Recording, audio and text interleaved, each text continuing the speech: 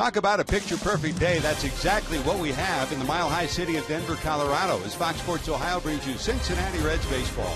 Tonight, it's the Reds against the Rockies in Game 2 of the three-game set. Hi, hello, and welcome to Denver, everyone. Along with the crafty left-hander Chris Welch and Jim Day, I'm George Grant. Of course, the Reds lost a tough one last night in the bottom of the ninth inning to the Rockies, but they've got Johnny Cueto on the mound today. That's always good news. Momentum is the next day's starting pitcher, right? And you've got it with Johnny Cueto. We've said that a lot this year and over the years, really, when Johnny Cueto would take the ball after a Reds loss, especially an ugly one like he did. But, you know, he's a guy that has had some ugly games lately as well. Cueto's a guy, though, that you got to figure that he's been on the trade block. And you're just wondering, July the 7th, when he pitched against the Nationals in Washington, he was as good as we've seen him in forever. And then he goes the last couple of starts out there against Miami Marlins and the Indians, and he did not pitch well at all. And I got to talking with Johnny Cueto in the clubhouse the other day, and he finally admitted to me that all this trade talk really does get to him. I mean, he stands on the mound at Great American Ballpark. He looks around, and all he has ever known is the Reds, and now he knows he probably won't be pitching for the Reds back at home anymore. And believe me, he's a sensitive guy, and it gets to him. And I think, in part, those performances recently can be blamed on that. And there's been talk, of course, in both clubhouses and clubhouses all around baseball that Cueto might be traded this week, as early as this week. We'll keep an eye on that. But one guy that he's going to have in his clear sights tonight is Carlos Gonzalez. Cargo, 2 home runs last night. Looks like he's heating up. Well, he's made some adjustments. There's no doubt about it. His legs are healthy now, and he's a little bit more upright, and you better make some good pitches on him, because right now, the way he's swinging the bat, he will tattoo the ball if you leave it out over the dish. He's a guy that you've got to be aware of where he is in the on-deck circle, meaning where you are in the lineup. And Gonzalez brings that power / gap-to-gap power with him up there, and he's a tough hombre right now. And the Rockies hope to get some strength from their starting pitching, which has been a problem all year long. You know, if you just grade this young left-hander by his stuff, it's not really that great, but he's a real competitor. He doesn't give up. He can pitch at both sides of the plate. He changes speeds, and he's a guy that has pitched very well against the Reds this year already, so the Reds have a little payback of their own to give to him. Reds have lost 5 of their last 7, hopeful to find a way to win a game. What's been the story of their last 4 tough losses? JD will have that story coming up next on Fox Sports Ohio.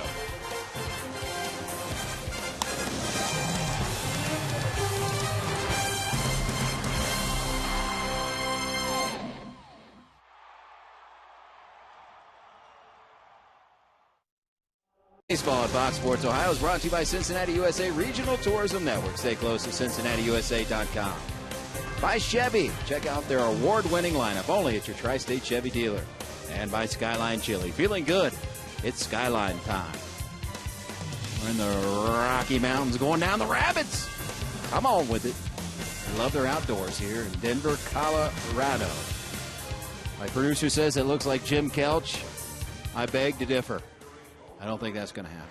I'm Jim Day on the field, and if the Reds are going to win tonight, they're obviously going to do it behind the arm of Johnny Cueto, but they're going to have to dip into that bag of resiliency, because the last 4 have been tough. As we check out our our Elk and Elk storylines for tonight, brought to you by Elk and Elk. Last 4 losses: Sunday against the Indians. The Indians scored 2 runs in the top of the 11th to win. Monday, the Cubs and Kyle Schwarber hit that home run to tie it in the 9th, and then he hit a home run in the 13th to win it. Wednesday, Cubs Teagarden hits a game-winning single in the top of the 9th off of Chapman, and then last night the Rockies win on a walk-off wild pitch in the 9th. So the last 4 losses for Cincinnati have been very, very tough to swallow. What will happen tonight? Well, I mentioned Cueto. How about Votto Manic? He could lead the charge because he is on fire. He is due up when we come back on the home of the Reds, Fox Sports Ohio.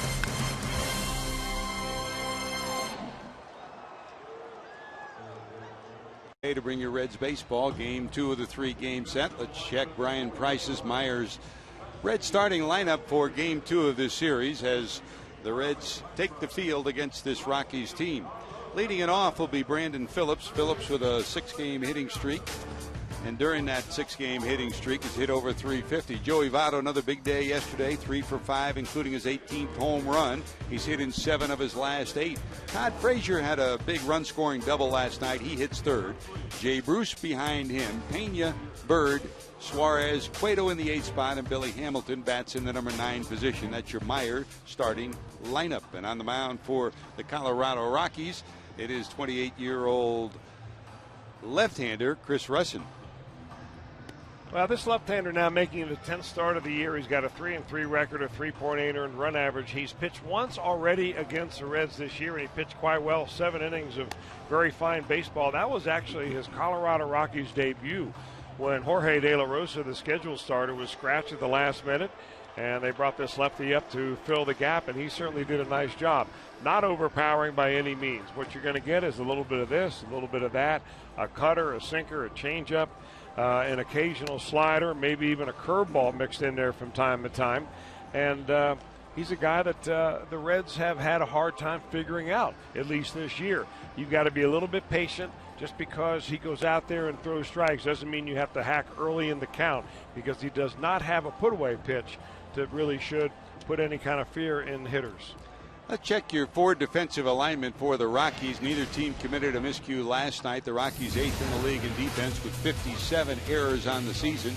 Dickerson in left, Blackman outstanding in center field. He leads National League outfielders with 8 outfield assists. 7 of them have come from center field. And a former Gold Glove winner, Carlos Gonzalez, is over in right. Arenado, Gold Glove winner last year. Tulowitzki at short. LeMahieu, a Gold Glove winner last year. And Paulson's down at first. And Hundley, who's done a great job behind the plate after stints in San Diego and Baltimore, catching Russin here tonight. That is your forward defensive alignment. Time of the night with an earlier start tonight, where there are 2 tricky parts of the field right now. First, the shadows between home and the pitcher's mound. And secondly, with that sun peeking over the left field corner, there's a small spot, and Phillips digs in, where a throw from third can be problematical for the first baseman, depending on where it comes from, because he's looking right into the sunlight. Strike 1 to the Reds leadoff hitter, Brandon Phillips. That's a bouncer down to Tulowitzki. Sidearm flip to first, and there's one away. Really not so bad from shortstop as it is from third base. So any of those players who may have played in the International League, George, come up through the AAA and played in Pawtucket, they have seen exactly the same configuration there, where the third baseman almost has to roll the ball to the first baseman, because the first baseman on a sunny day simply can't pick those throws up. There's a peek at it, and it's right by the third base bag that it is the most difficult with the angle of that sun. Good to allude to all McCoy Stadium in Pawtucket, Rhode Island. Of course, the Red Sox have just taken over ownership of that club. They're talking about building a new stadium down in downtown Providence and moving the team from Pawtucket. It's only really about 32 miles from Boston, right, from Fenway Park? Yep. Say it's a long 32 miles. Great baseball tradition there. They made it to the AAA championship game 2 of the last 3 years. Here's Joey. Votto in at 302, 18 homers, 46 knocked in. Boy, is he hot. 3 for 5 last night, including that home run. They will overshift against him with Arenado in the shortstop spot and Tulowitzki on the grass behind the second base bag.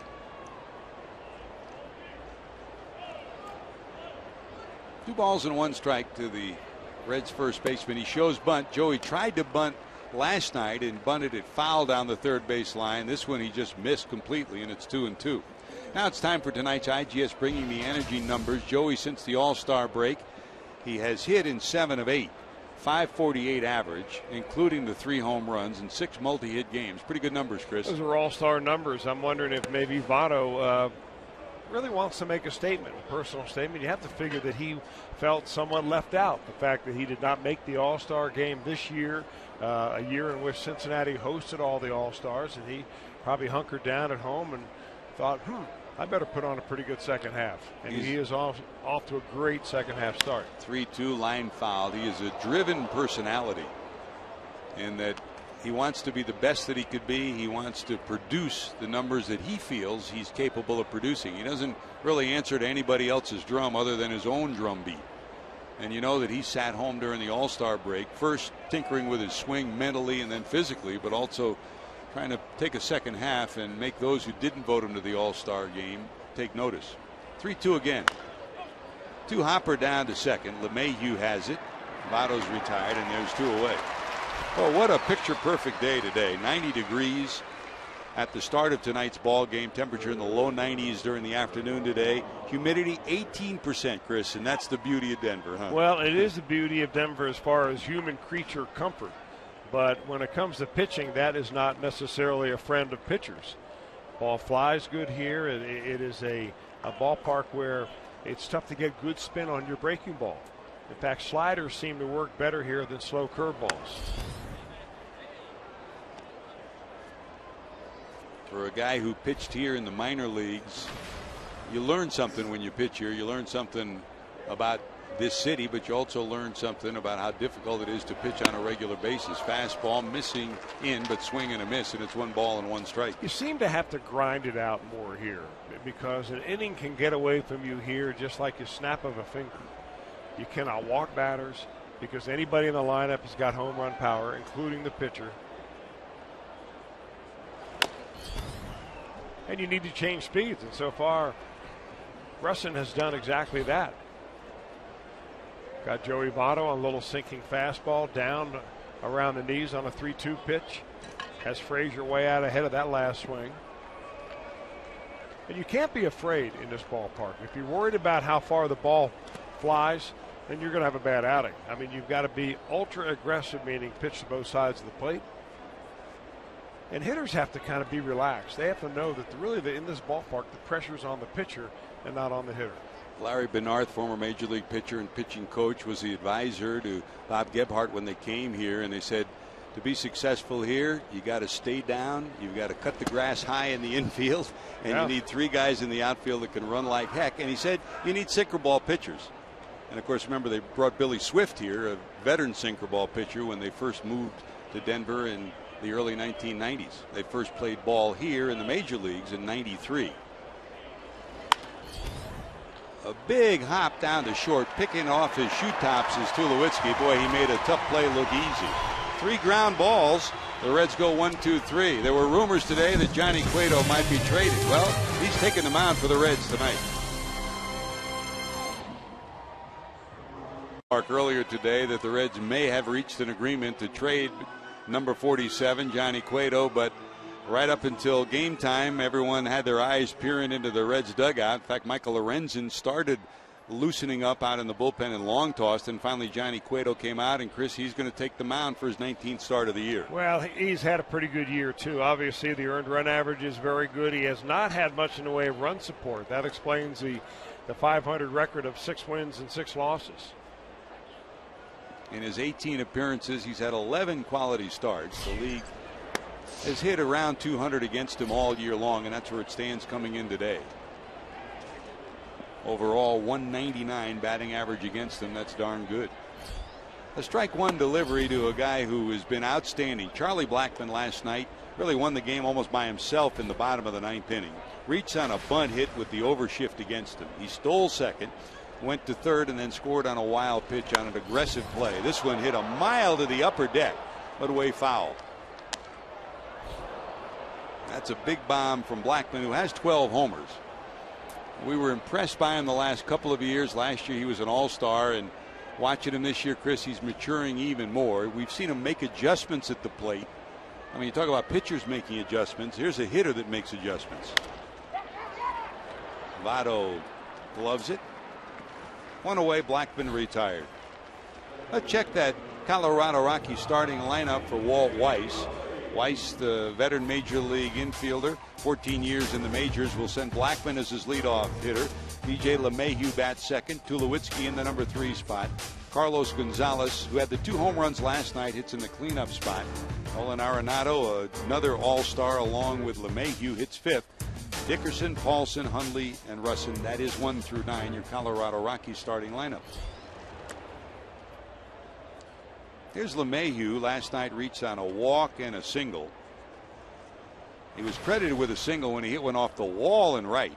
Really should have been a double, but the story of the play was Eddie Butler, who stumbled twice between second and third, and then third and home. He was unable to score.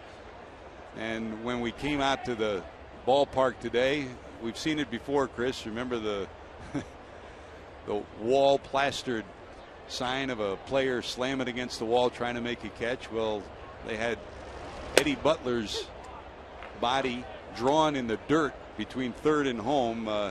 Had a little fun with them. The chalk outlines. Yeah, that was some bad base running last night. 2 balls, 1 strike. You know, for the Rockies, it ended up okay because they ended up winning the ball game. Had they lost that ball game, I'm not so sure that they would have even gone out and had that much fun, you know, drawing the chalk body figures and so on out there on the baselines. But he showed us how not to do it when you're on the baseball field. 2 balls, 2 strikes. Just miss it inside, says Bob Davidson, who's the home plate umpire, the veteran arbiter. Hunter Wendelstadt at first, Marvin Hudson at second, and Pat Holberg, who was last night's home plate umpire, down at third. LeMahieu, 14-game hitting streak, longest active in Major League Baseball, a product of LSU. The bouncer off Cueto's glove. Can Phillips make the play? He does. Nice job by Brandon to get there and make the play. Well, there's Johnny on the spot, and then there's Brandon on the spot. This ball goes off the glove. It looks like, yep, tips right off the tip of the glove by Johnny, but there's Brandon Phillips to make the play, barehanded. I mean, you almost come to believe that anything is possible when a ball is hit out there in the infield, and Brandon Phillips is near it. There's ability and there's instincts. He has the combination of both and a flair to boot. Here's Tulowitzki, 309, 12 homers, 52 knocked in. Troy had an 0 for 4 night last night, struck out once and questioned a number of calls from the home plate umpire, Pat Holberg.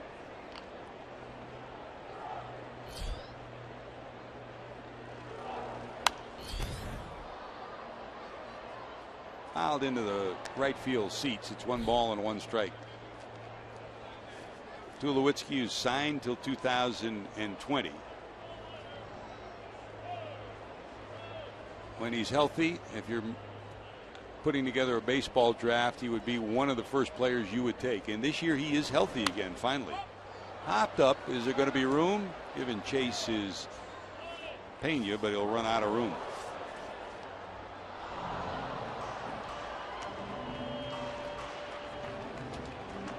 Let's check your forward defensive alignment behind Johnny Cueto for the Reds. The Reds, with 50 miscues on the year, come into tonight with Bird in left, Hamilton in center, and Bruce in right. Frazier, Suarez, Phillips, and Votto across the infield, and Pena behind the plate for Johnny Cueto.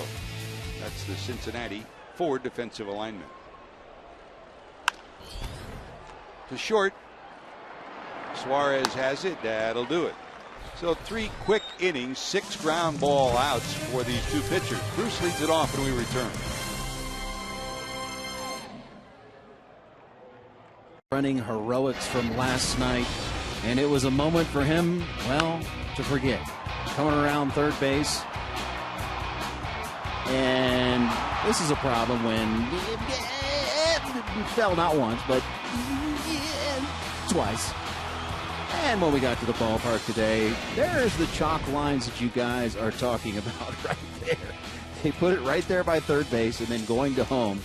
And they took this a step farther, guys, up into the clubhouse steps to the clubhouse door. They had white tape going clear to the clubhouse door. And right by the clubhouse door was another outline of a body, and it simply said, Butler. So they had some fun with him. The Butler did it. He sure did. And now, as we were talking about, JD, it makes a whole lot of difference if you win the game. If you lose it, he's crawling into a hole after the game ended last night. They will overshift on Jay Bruce, 3 to the right side of the second base bag, and Arenado at shortstop. Jay at 250, 15 homers and 49 knocked in. JD, maybe you can take us behind the scenes a little bit. We were all scurrying around the ballpark all day long. There's a fly ball down the left field line. Dickerson over in foul territory. He holds on. Got it. 1 away. there was a period of time where we didn't know whether Johnny Cueto was going to make this start tonight, huh? Well, while Jocketty has all his brass in town, and any time that the general manager hunkers down in a manager's office for a long period of time during the trade deadline week, you think that something is up. And at this point, at least it proved to be a false alarm for now. And then when we saw Michael Lorenzen throwing in the outfield, who's scheduled to start tomorrow with the off day, this would be his 5th day. He could have easily started tonight. You start to speculate. It's just one of those things in baseball where you kind of latch on to every piece of information you can get, and there's a lot of speculation going on. And until Johnny Cueto threw that first pitch, we weren't sure who was going to pitch. But right now, he's the man, still a Cincinnati Red. Take us inside the clubhouse. We walk through there every day, and obviously at this time of the year when two teams are not in a pennant race, there's a ground ball through on the left side, a base hit. Ryan Pena gets a single. The Reds have their first base runner. Do you feel pressure mounting? Do you feel uncertainty mounting as you walk through that clubhouse? There's no question. You guys have been in many, many clubhouses, many more years than me, and to say that they'll politically correctly say that they're not thinking about it, it's not bothering them. But Chris, you talk to Johnny Cueto, you can't help but be on a guy's mind. And even Brian Price said a guy like Johnny Cueto, Brian Price has been there since 2010, and he feels like he grew up underneath of him. And in fact, Brian Price was with the Arizona Diamondbacks when Cueto made his major league debut in 2008. So there's a personal connection there, and it's hard not to have the human side of baseball. These guys are with each other every day from mid-February clear into October at least. And you get close with the guy, and it's just the human part of it, and it is the tough part of the game. Thanks, JD. And as a great baseball mind once said, Chris, love the game, hate the business, right?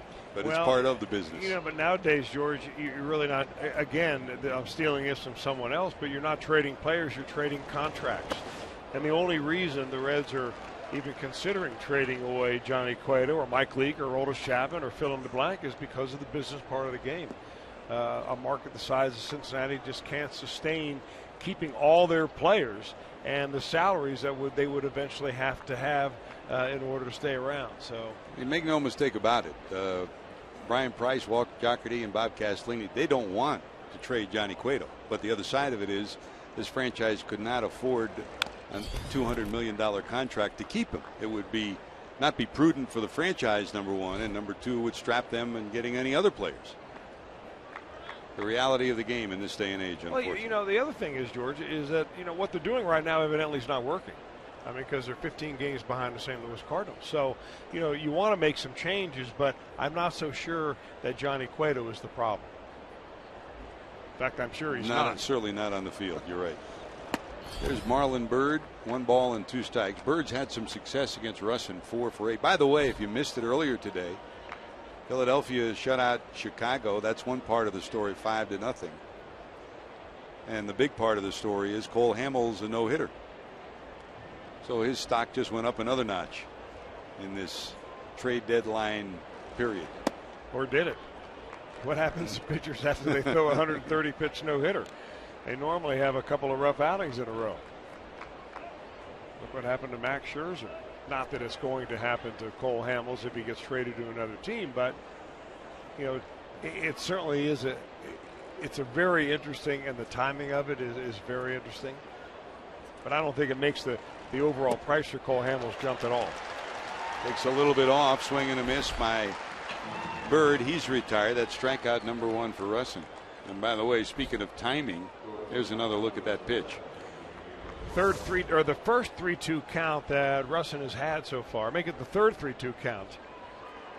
And he gets a swing and a miss right there. The Reds really have tried to watch Russin a little bit so far in this ball game. They've not swung at the first pitch until Marlon Byrd got up there. He was the first guy to chase the first pitch that Russin threw in there. Everybody else is kind of watching him, and I'm wondering if maybe that is the strategy the Reds have decided to employ. Oftentimes you see hitters aggressive when you've got a pitcher on the mound that's got an overpowering fastball or an unhittable secondary pitch because they don't want to get behind and then strike out. Russin's not that type of pitcher, so they're being a little bit more patient. Down and in for a ball, 1 ball and 1 strike, and Speaking of right timing for a deal, how about the Houston Astros? 2 days ago, they picked up Scott Kazmir. He pitched last night, beat Kansas City 4-0. They got him right at the right time. 1 ball, 1 strike to Eugenio Suarez in at 3:06. To Hopper down to the second baseman LeMahieu. He bobbles, and there's nobody to cover the bag at second, so they can't get a force. It'll go down as an error on LeMahieu, and the Reds will have 2 runners on. Well, this is something the Colorado Rocky fans are not used to seeing at all. I think he's only got 2 errors on the season coming into tonight's ball game, and he just happens to bobble that ball into transition. Happens to the best of them. He is the reigning Gold Glove second baseman. So let's see if the Reds can take advantage. Here's Cueto with 2 outs, hitting in the 8th spot. Hamilton behind him. Johnny steps in at 176, 6 for 34 on the season.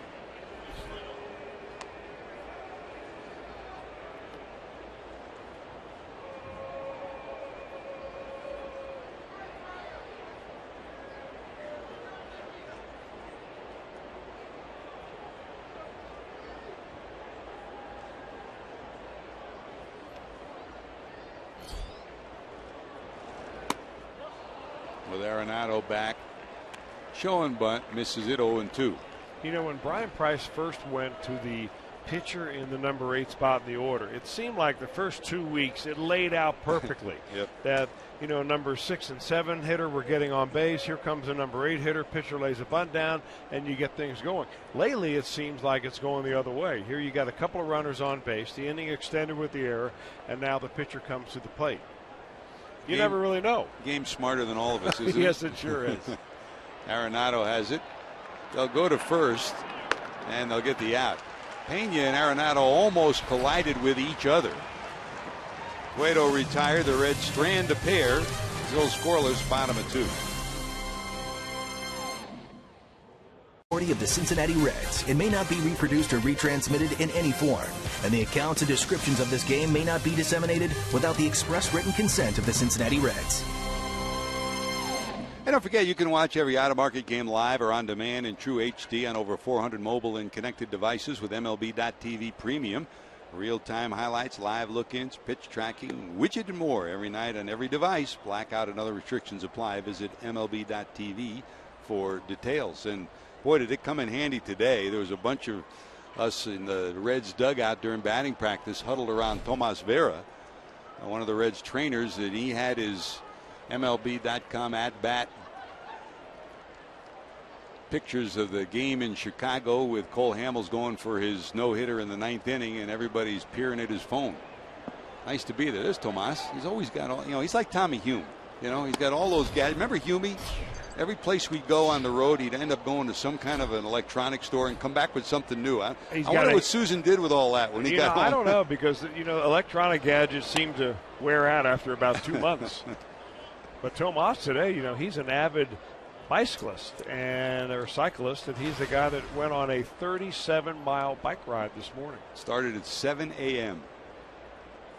Well, you were pretty busy. You and Beth were pretty busy this morning too. Yeah, we did. We didn't quite get out at that hour, but we went to the Red Rock Amphitheater where they had a sunrise yoga class. We missed that, but they had over 1,000 people there doing yoga. 1 ball, 2 strikes to the guy who was not the yoga but the culprit last night, Carlos Gonzalez. 2 home runs, 16 on the year now, 41 runs batted in, and he has certainly heated up during the month of July. Here's the 2-2. Lace to left, but coming in is Bird, and he'll glove it 1 away. Great to have you with us, George Grant, Chris Welsh, and Jim Day here in the mile-high city of Denver, Colorado. Down in the truck, Josh Hall is our producer. Brian Hunterman's with us. He's our director. Matt Sigafus dialing up some highlights for us, and Lauren White graphically telling you the story of this series here in Denver. What a beautiful day for doing just about anything.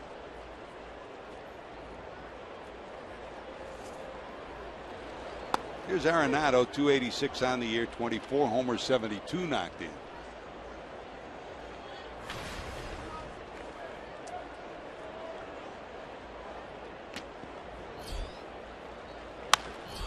hard past Votto. They shifted to the left against him. Votto was way off the line, and he snuck that one by the bag. So a base hit for Arenado.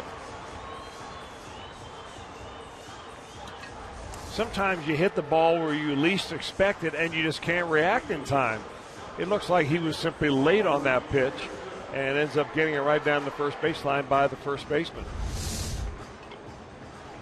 There's Eric Young, EY Sr., the first base coach for the Colorado Rockies. Stu Cole manning the third base coach's box as usual. Well, EY could motor a little bit, couldn't he? What a really great offensive player. Oh. 15 years in the major leagues. This one popped up behind second. Suarez there. He's got it, and there's 2 away. Well, it took all the way to Corey Dickerson here, 6th in the lineup, before the Rockies finally have a hitter to come up there and swing at the first pitch. Last night it seemed like both of these teams were ultra aggressive. Swinging at the first pitch against Anthony DeSclafani and against the Rockies starter Eddie Butler. Tonight both of these teams have really taken the opposite approach. They're very patient. As Walt Weiss, 3rd year as a manager here. Brilliant defensive shortstop in his 14-year career in the major leagues. And I mean, he learned from some of the best. He played under Tony La Russa, Bobby Cox, Rene Latchman, who's on his staff now as a bench coach for him. Hit hard, but right at the shortstop Suarez, and Paulson's retired. So a base hit for Arenado, 1 stranded. Going back to work, Hamilton will lead it off for the Reds. Here, could this be the place where he gets his first inside the park home run? I talked to Billy about that prospect. Paul Lasoda, trainer, he always says I'm gonna get my first inside the park home run here. Here or Miami. So like I said, it's just be something I look forward to, hitting one in the gap and just see if I got a little speed that everybody talk about, because I don't think I have that much speed. Now, guys, Billy's not going up there trying to. He's obviously trying to hit line drives and perhaps trying to hit it in the gap. But if he stays healthy and continues to get as many at-bats as he does, it's inevitable. It'll happen at some point. Not a better place for it to happen than here. Billy struggled last night, 0 for 4, and in one of the key at-bats was unable to get a bunt down on a squeeze play. That left Tucker Barnhart hanging out to dry. Russin picks it up. Yes, says the first base umpire, Hunter Wendelstedt. Let's see, they'll give a long look into the dugout.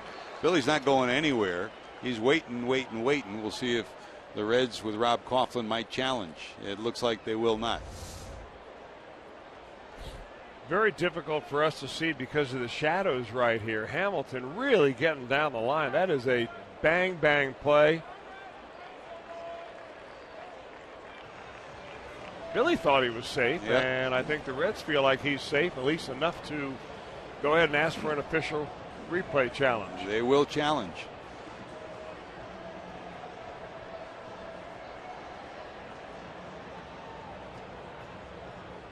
Looks like he's there. I don't have any question about it when you see it slowed down that slow. We were talking last night about the scouting report on Billy, and that is, of course, get ahead and then elevate so you can prevent him from putting the ball on the ground. And talking to Blake Doyle, the hitting instructor for the Colorado Rockies before the game, he had a big smile on his face saying exactly that, Chris. If you do a favor to the opposition when this guy isn't on base. The game changes, and for the Reds, it certainly changes for the better. When Billy is on base, he wreaks havoc. I think we're about to get a scoring change right here. It won't take long. Safe. So, bunt base hit for Billy Hamilton, his first hit of this series, and let's see if he'll be off and running. Russin, the left-hander, with a compact move. Billy's stolen 45 of 52.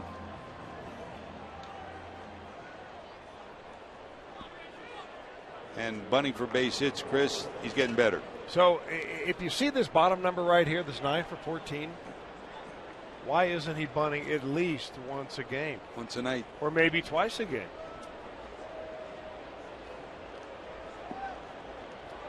Or more. Here's Brandon, bounced to short first time up. Short lead for Hamilton. And the game plan for the Rockies, Walt Weiss admitted it. He said they'll throw over a lot when Billy is on. and they'll hold the ball. Yeah, and but left-handers have a different scope of things, George. Holding the ball is one thing when you're a left-hander. I think it works better for right-handers. Left-handers, you just want to vary your moves a little bit. And he did vary the amount of time he held the ball right there. Never really let Billy get into a rhythm of getting a lead at first base. Jim Riggleman in the third base coach's box rolls through some signs. Billy Hatcher coaching first for the Reds. Dips in right behind Hamilton. A little bigger lead for Billy now. Not going. That's inside. Brandon checks his third base coach again. Very seldom is a hold ever put on Billy Hamilton. No, very, very seldom. I wonder, though, if the angle of that sun is going to affect the throw from the pitcher to the first baseman. Not going. Foul down the third baseline, 1-2. 45 of 52. He leads all of Major League Baseball in stolen bases. That sure puts a smile on Reds fans' faces, huh, Chris? Well, compared to last year, you know, his success rate last year was right around 71%. This year, he's bumped that up to over 86%. So he's stealing wiser right now. He's being more efficient. He's picking better times to steal. And 45 bases leads the major leagues, but as you've said many times, George, it's not how many you have stolen bases, it's when you have them. And it's very important in low-scoring ball games to, you know, sometimes save them for when you need them the most. Joe Morgan always stole them when you needed them. Charlie Blackmon did exactly that for the Rockies last night in the bottom of the ninth inning, and it proved to be one of the keys to the game. There goes Billy, gets a big break, and there's a dribbler down the right side into right, a base hit. It'll be first and third for the Reds. Chris, you talked about, you know, the scenario in the eighth or ninth with Cueto. Seemed like it has not been working out. Well, here's a El Perfecto putting the runner in motion and dribbling a ball through the right side for a base hit. Well, you know, just trying to go and get a ground ball is Chris Russian out there, and he does get that ground ball, but with the second baseman covering, Brandon Phillips fools the coverage. And even though it wasn't really a hit and run, it has the effect of being a hit and run with Hamilton going to third. So no one out, and here comes Votto. Joey first time up. Bounced to the second baseman on a 3-2 pitch. In his career, he's 2 for 10 against Russin.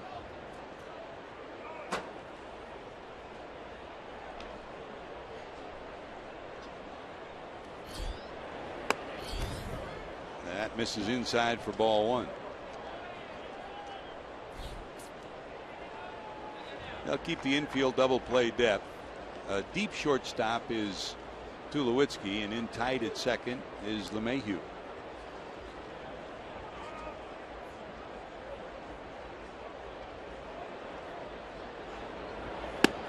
That's a strike. 1-1. Russin, 128 minor league starts. Came up in the Cubs organization and really a gift to the Colorado Rockies. Claimed off waivers in September of last year.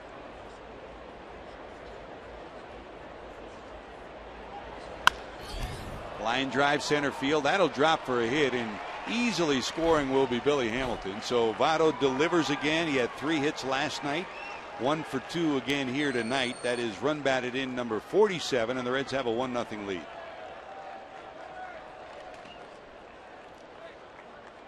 The guy is simply on fire. There's no question. I mean, they got him out the first time on a ground ball, but you give him a pitch out over the center of the plate.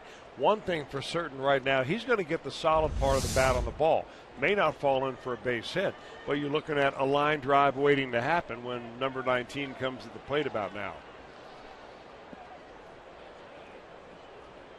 Well, Billy scampers home with a run, and here comes Frazier. He bounced to short first time up.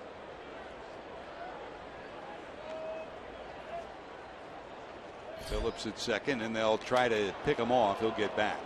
Well, this has one of those potentials this inning for a huge really number on the board for the Reds. Russin, second time around, the Reds have had a chance to see him. He's given up 3 consecutive base hits. You got the middle of the order coming up. This is the time when the Reds can really get out there and step on the throat of the Rockies. And it's something that they have not done here really since the All-Star break. Frazier 1 for 5 and a homer against this lefty. A big swing here can get the Reds off and rolling here in game 2 of the series.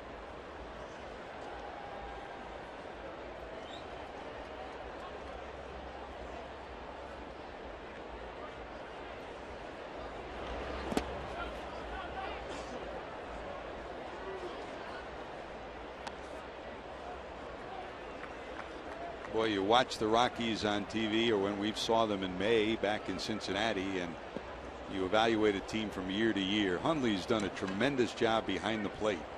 Paul Weiss says it. His pitching coach Steve Foster concurs. Not only has he provided offense, and here's a drill job left. If it stays fair, it's gone. That's going to be foul. No more than about 4 or 5 feet.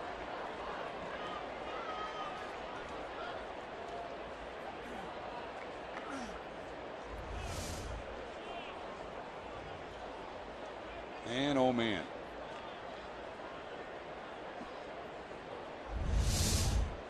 One ball, one strike. He was all over that one.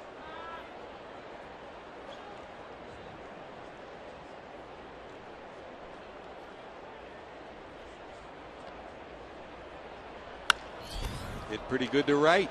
Going back, looking up. It will be off the top of the wall and gone.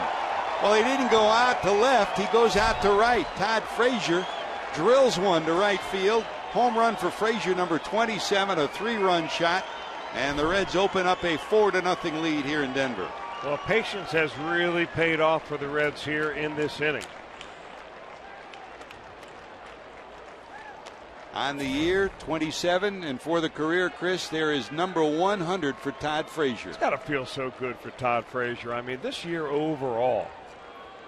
But he looks so confident at the plate. He just seems like when he steps to the plate, he just feels like he's going to hit the ball hard somewhere. And after that loss last night, this ball club really needed to put a number on the board that really make them feel good. And when I refer to patience in this game, you know, Phillips, Votto, and Frazier have all taken the first pitch 2 times in both of their at-bats. So, you know, they're seeing a lot of Russin, and he doesn't have the kind of stuff that's really going to put you away. So why go out there and get yourself out on a pitch that you don't see too well? The more you see from this left-hander, the better you're going to be. And that's just a nice, smooth, powerful swing. Right off the top of the scoreboard and into the seats. 4-0 Cincinnati. You know, you said it early on, Chris, that Russin does really not have a pitch that can put you away. So he can get to 2 strikes, but there's not a lot of fear that'll put you away.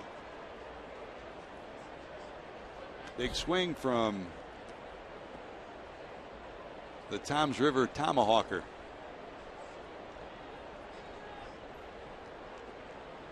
Everybody back home's got a smile on their face. Half the families at Ocean City probably enjoying the summer. This one blooped into short center. Long run, not there in time, will be Blackman, and it's a base hit. So a big bomb and then a bloop. Jay Bruce 1 for 2, and the Reds inning continues, still no one out.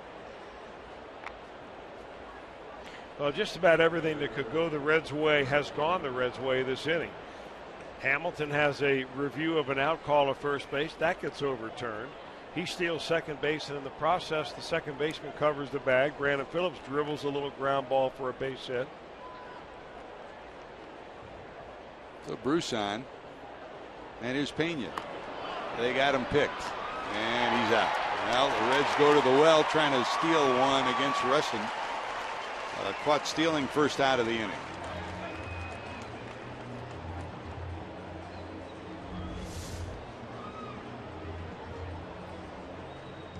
I don't know. With the way the Reds are hitting this guy, do you want to make outs on the base paths?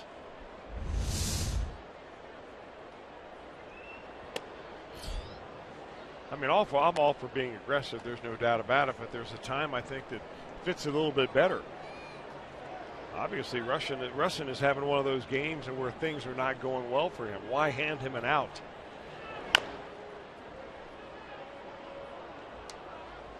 Pena dribbles it foul, a ball and a strike. You know, it seemed like everything in that ninth inning last night, Chris, conspired against the Reds. And as you just talked about, in this inning, some of those 50-50 plays have helped the Reds to their 4-run lead. Take swing 1 and 2.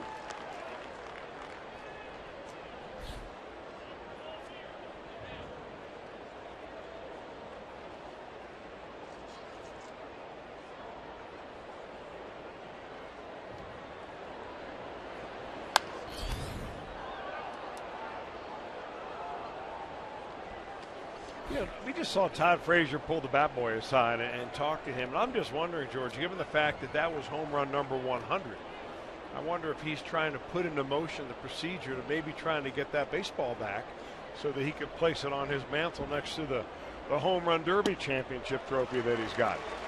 I would hope. I mean, I would think Rob Butcher's already working on that.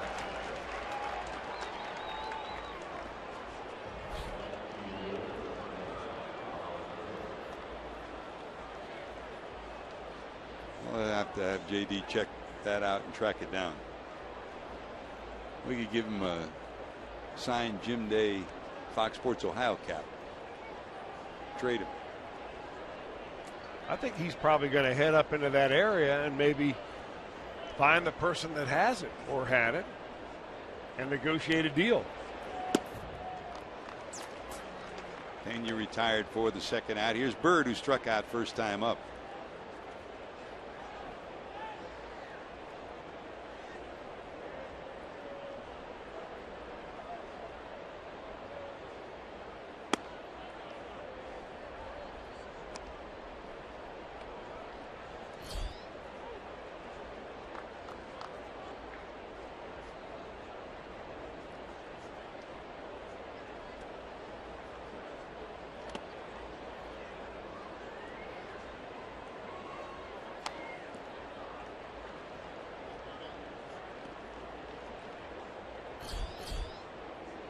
Suarez on deck for the Reds.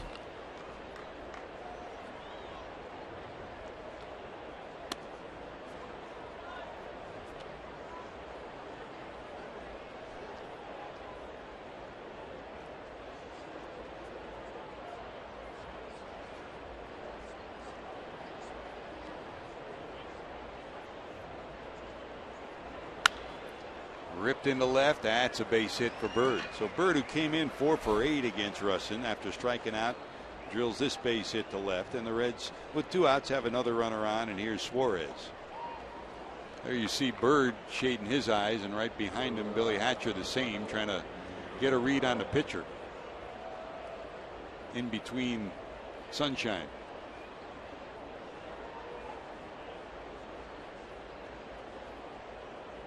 Paulson saying, yeah, you guys only do it once in a while. I got to do it all night. This early start creates a problem this time of the year with that shot.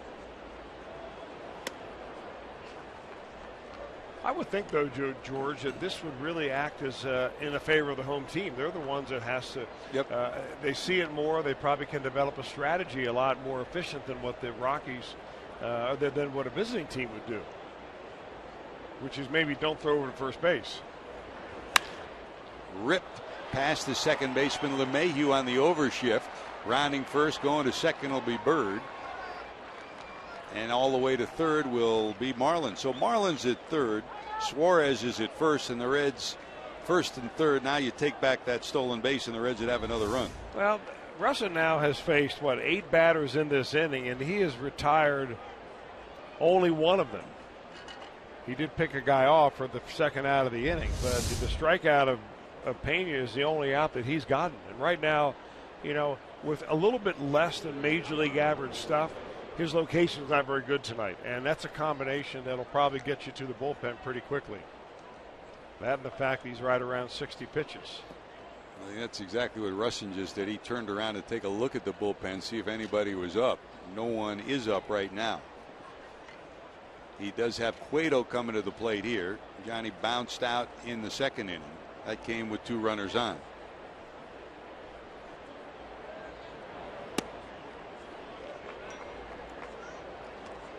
Low for ball 1 to the Reds pitcher.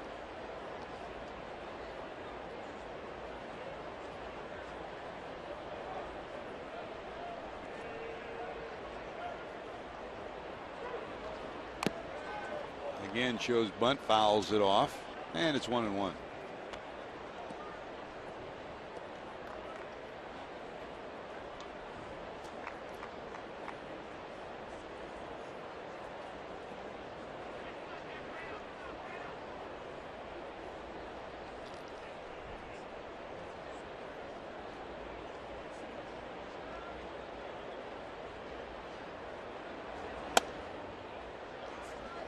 .32 pitches in the first 2 innings for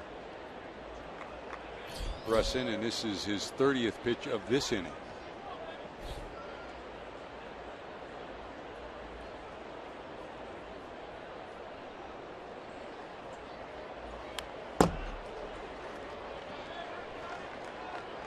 Two.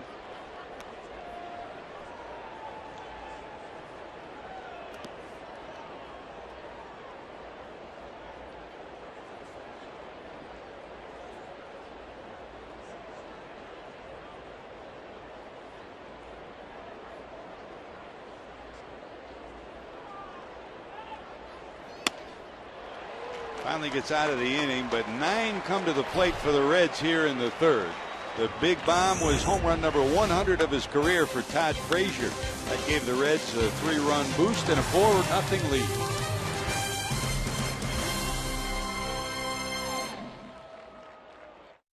Thousand fans in attendance receive a Devin Mesoraco bobblehead presented by St. Elizabeth Healthcare. For tickets, call 513-381-REDS.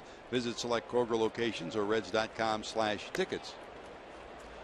Well, we ask and we shall receive. JD, what are you doing out in right field? Well, we're in the second row out here, and what happened with Todd Frazier's home run ball is it went back into the field of play, and Carlos Gonzalez, I'm sure not knowing that it was Frazier's 100th career home run, threw it up into the stands. This gentleman sitting in front of me caught the ball from Carlos Gonzalez, turned around and gave it to young Jack here. And I'm with his father, Devin, and I understand that you guys are willing to perhaps broker a little deal to give Todd Frazier his ball for maybe some signed stuff. Absolutely. Don't you think, Jack, he ought to have his 100th home run? Don't you think so? Yeah. Mm-hmm. Pretty cool, though, that you got to know that the 100th career home run, and this is an all-star player. He won the home run derby, and you've got his 100th career home run ball. How cool is that? Cool. Really cool. All right, well, so we'll work on it with the Reds and see what happens here. But we've got the 100th ball, and Frazier's going to owe me one on this one. Well, JD, we talk about it. We're first at the ballpark, first into the clubhouse to hear from the manager after the game, and you're first for the Reds to get the story of that ball. By the way, you offer me anything from your Reds packet of goodies from Fox Sports Ohio? I might throw in a keychain because those are big. those are big items. There's a fly ball to center. Boy, he's a big-time spender. Well, you know, some of those items from that quiz show that we have are pretty valuable. And you put a little goodie bag together, Jim. Maybe not only the keychain, but maybe the koozie cup or one of the other things that you're able to put together. I'm sure that you could not only get that ball from those young men up there in right field, but maybe even make them longtime Todd Frazier fans. You know what? It might be a converted one. They're from the area here, Rockies fans, but if Todd Frazier was a Colorado Rocky, they would love the guy. So he's one of those guys that is easy to like in baseball. As usual, great job, JD. Yeah, JD, congratulations on beating Rob Butcher up there. Good job. I know you're hustling all the time, and nice to get you up there and on the spotlight and out there with the common fan, because I know I saw you going up the aisle from where your perch is inside of the dugout. They are giving high fives all the way up to Reds fans. So see if you can't do a little converting while you're up there. We will try. We're going to try to broker a deal right here. This is a first right here. It's usually Rob Butcher, but I'm going to be the middleman on this one. Good job, JD. 2 quick outs. Russin strikes out, and here's Charlie Blackmon back at the top of the order. 2 outs here in the third for the Reds.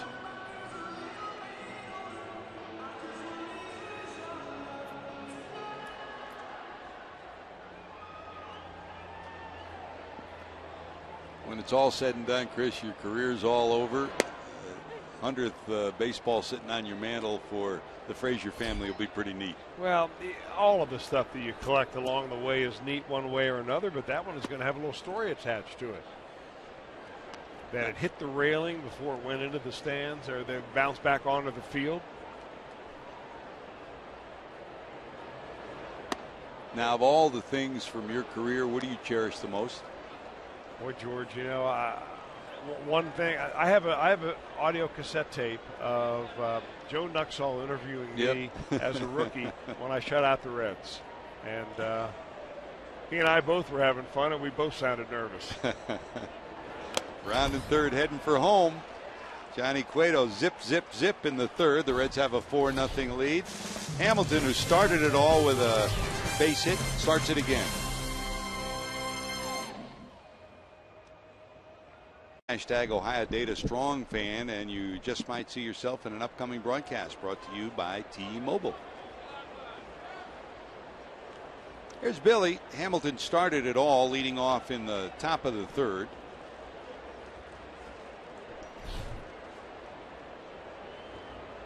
On a challenge infield base hit that the Reds won, as he tried to bunt his way on and was successful after the challenge. So he starts it off here in the top of inning number 4. The Reds sent 9 to the plate in the third, if you joined us late. 6 hits and 4 runs. The big swing, Frazier's 100th career home run. 1 ball, 1 strike to the Reds center fielder.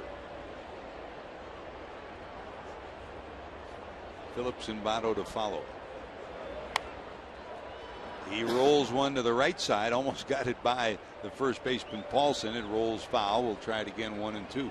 You know, when Norris Hopper did that as a right-handed hitter for the Reds, and this is one of the reasons why he etched himself out a decent major league career, because he could bunt, especially against left-handed pitching.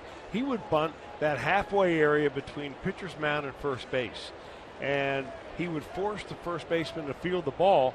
He'd bunt it right in here, and he'd beat the pitcher to the first base bag. And Billy Hamilton is beginning to, I think, realize how important that can be as part of his game. That's a base hit to center.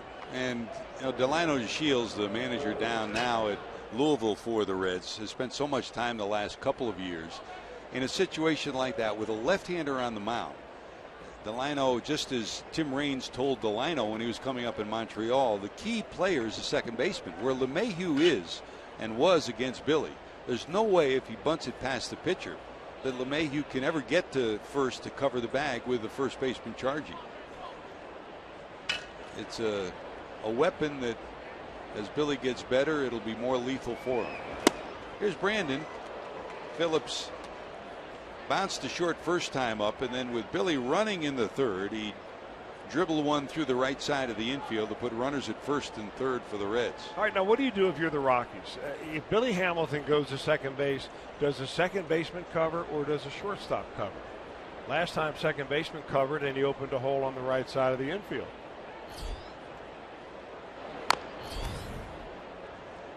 It appears the second baseman was covering again that time. Russin really hurrying it up there. He's very aware that Billy Hamilton might steal at any time. I mean, this is a pitcher's worst nightmare when you get him on with nobody out. It's one thing with 2 out, you can almost say, all right, go ahead and steal second, and you can even steal third if you want. All I've got is one guy to get out of the inning. But you're looking down the line at Votto and then Frazier, who's already taking you deep for a home run. And that's why Hamilton can make you feel so uncomfortable. Trying to go to right field again is Phillips. This time it's fouled off. Action in the bullpen for the Rockies for the first time tonight as nobody out, 1 on again.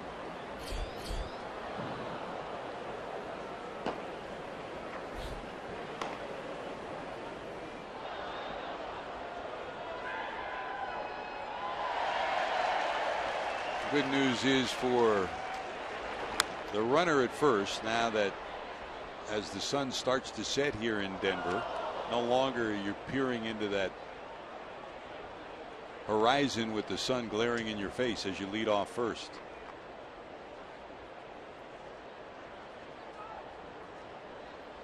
No balls, 2 strikes to Phillips.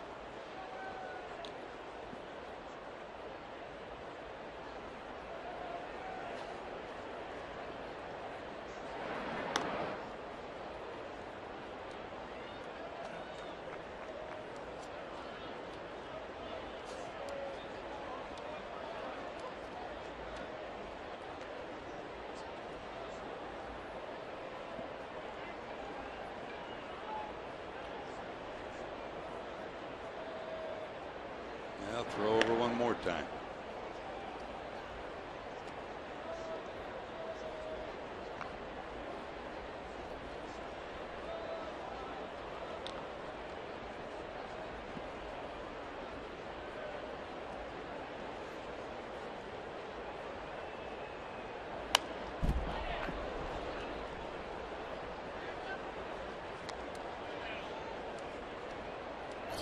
Good at bats by Phillips with Votto on deck. Chris, still with 2 strikes, he's still looking to go to the right side. Well, he's trying to put the bat on the ball, and Russin is the guy that will give you that opportunity. He even on pitches that are on the inner part of the plate, because he doesn't throw an overpowering fastball, you can take that ball the other way.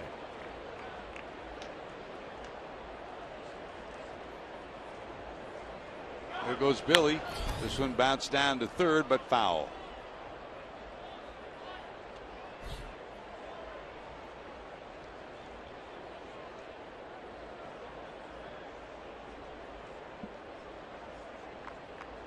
The running game so important to him and so important to this club, and you see the guy who spent so much time with him down in that first base coach's box, Billy Hatcher.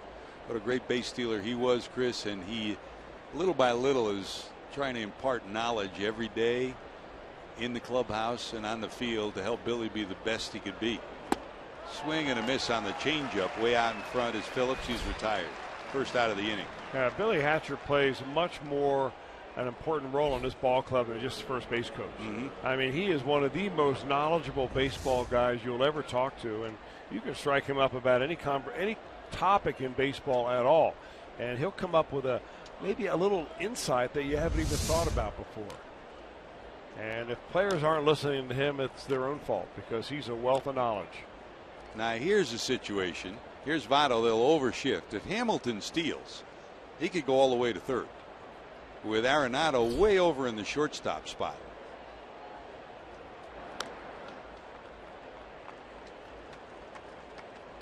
Well, that's where the pitcher's got to be heads up and realize that you cover the bag right there. I mean, if you see Billy Hamilton taking off, whether it's on a pickoff throw, you've got to go to first base, maybe getting a rundown.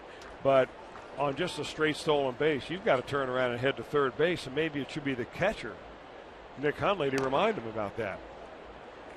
But keep in mind that Joey Votto is not one of those hitters that really likes runners running when he's in the batter's box.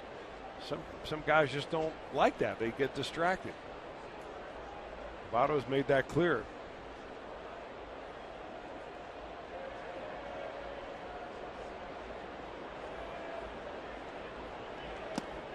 And the dirt, good block by Hundley. Ball 1 to Votto.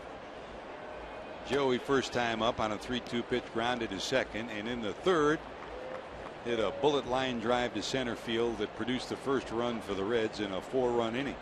After his single plated Hamilton, Frazier followed with a 3-run homer.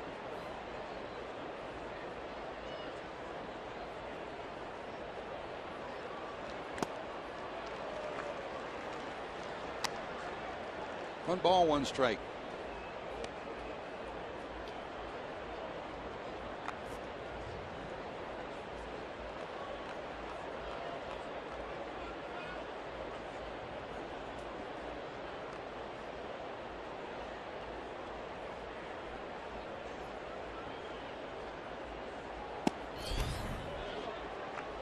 Missing wide, and it's 2-1.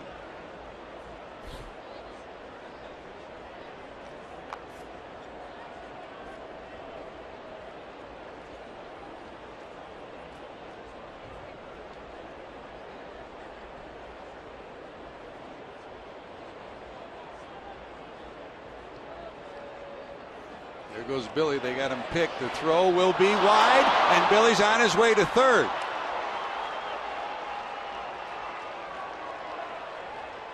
Stolen base for Hamilton. It'll be an error on the first baseman Paulson to allow him to go to third. Stolen base number 46. Speedy runners are always taught to just go ahead and keep on running when you get picked off like that and put the pressure on the first baseman. Most first basemen don't like to throw the baseball. And if you're a right-handed throwing first baseman like Ben Paulson, it's even more difficult to get a good throwing lane. He threw it wide of the fielder at second base because he was afraid of hitting Billy in the back with the baseball. 2 balls, 1 strike to Votto, and they'll bring the infield in. 2-2.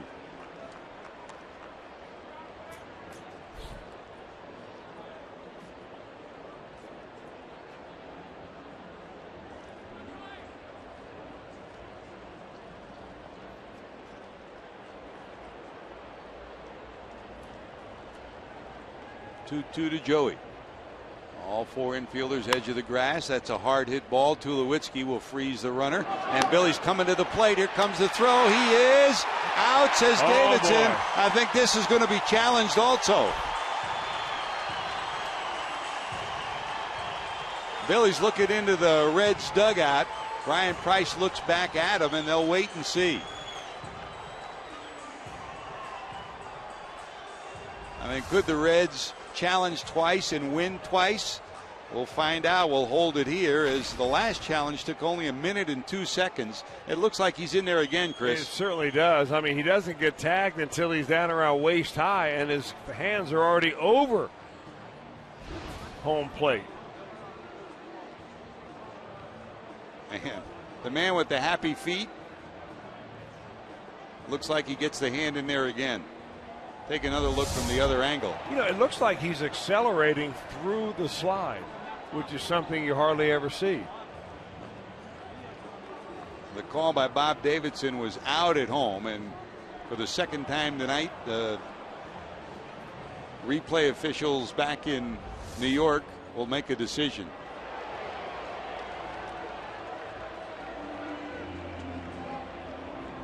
Well, we're keeping them busy in New York tonight, that's for certain. Here's a good look.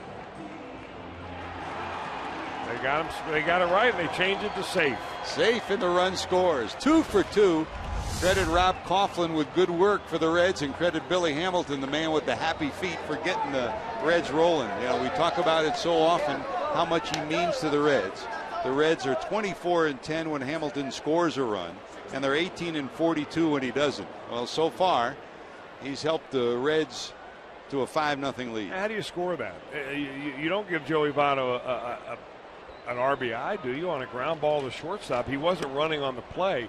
He didn't run until after the out was made at first base. You really should give him a stolen base of home. I think so too, but the official score has ruled it an RBI for Votto. Why not? And the Reds put another one on the board, 5-0. Well, Joey will take his second RBI, 48 on the year now, and here's Frazier. By the way, on a day when we've been talking about trades and the possible trade of Johnny Cueto, Todd Frazier comes to the plate, and we've been trying to work a trade out in the right field stands with Jim Day, and he's still working on it. Hopefully we'll come up with a deal for home run number 100 for Todd Frazier. That's call strike 3. When we come back, JD's out in right field. Does he have a deal for Frazier's 100th home run? We'll find out.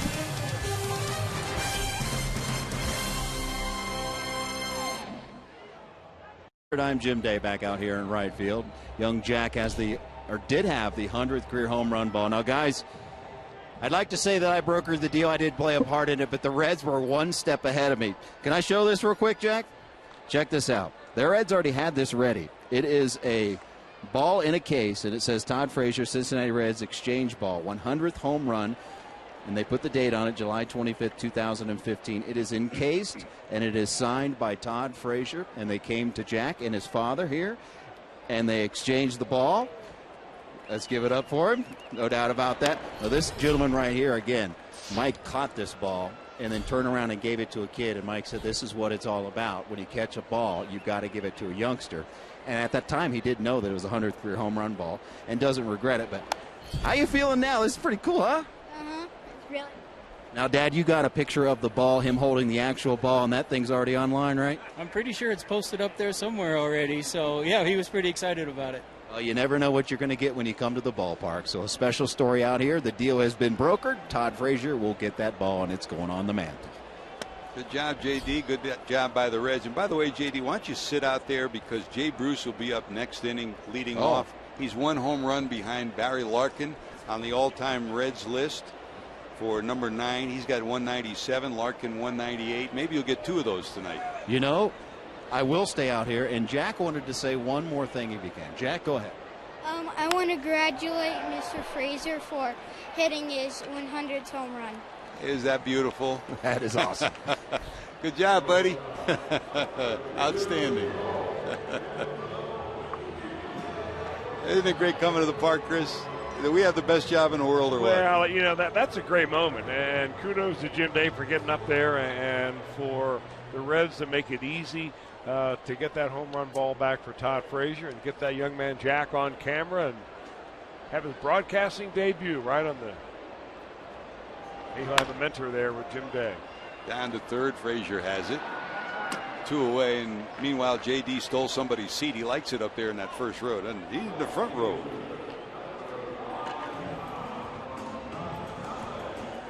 Two away, and here's Carlos Gonzalez. That's where you belong, J.D., in the front row. You know, these are good seats. We're right above me. Jay Bruce is right below us here. I think Mike says that he only misses he's missed like 4 games in 4 years or something. He's a season ticket holder around here. These are good seats. Tell Jay you're there for his home run ball. I probably don't want to distract him right now.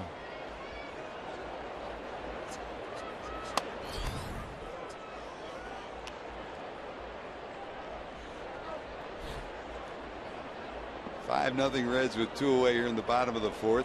Gonzalez, 1 ball, no strikes. While all this is going on, Chris, the Reds have put some runs on the board. Johnny Cueto's so far in complete control. Well, he is. He's given up 1 hit. And he is. And that was really an opposite field hit by Nolan Arenado in the 2nd inning. Hasn't been threatened. He's just in kind of one of those grooves right now that the Reds have given him a little bit of a lead. The Rockies probably look out and say, are you kidding me? 5 runs against Johnny Cueto. How are we going to get that many? And sometimes teams have a tendency to back off a little bit from really grinding out ABs. Center field, here comes Hamilton. He won't get there. That's a Coors Field base hit right there, playing the big swinger deep. That drops in front of Hamilton, and there's hit number 2.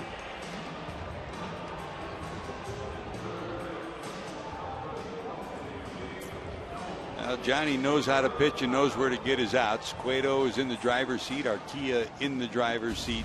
Numbers, how does he fare against hitters with runners in scoring position? He and Greinke are pretty good, Chris. Well, you know, when you got 2 of the top pitchers in the game who are able to turn it up a notch or 2 with runners in scoring position, this is what you have. And with runners on base overall, it really doesn't make any difference. Scoring position. Johnny Cueto has a tendency to be able to add a little bit to his fastball, buckle down a little bit more than other pitchers do. And never really gives you the feeling that he's nervous in a certain situation. You can have bases loaded, nobody out, and he's got the same demeanor.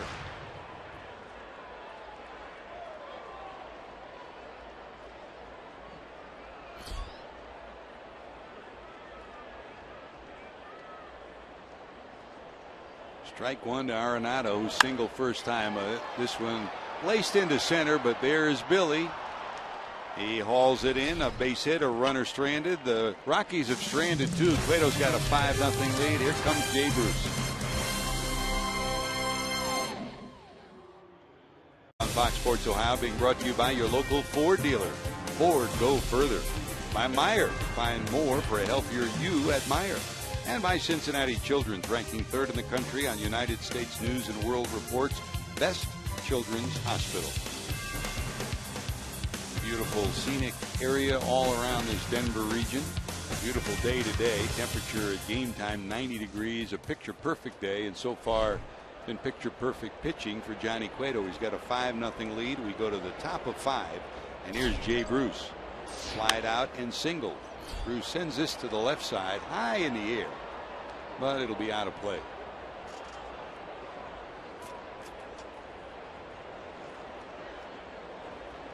Speed of Billy Hamilton, the home run power of Todd Frazier has fueled the Reds to a 5-0 lead. They overshift on Bruce. 3 to the right side of second base. That's up and in.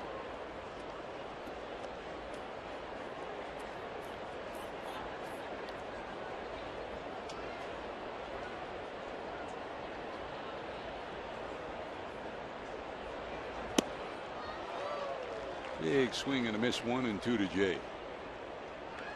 Bruce's average up to the 250 range. He's risen at about 40 points, hitting at a 300 clip for the last 2 months.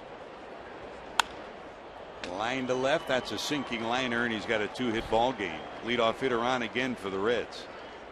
For the 3rd consecutive inning, the Reds get the leadoff batter on.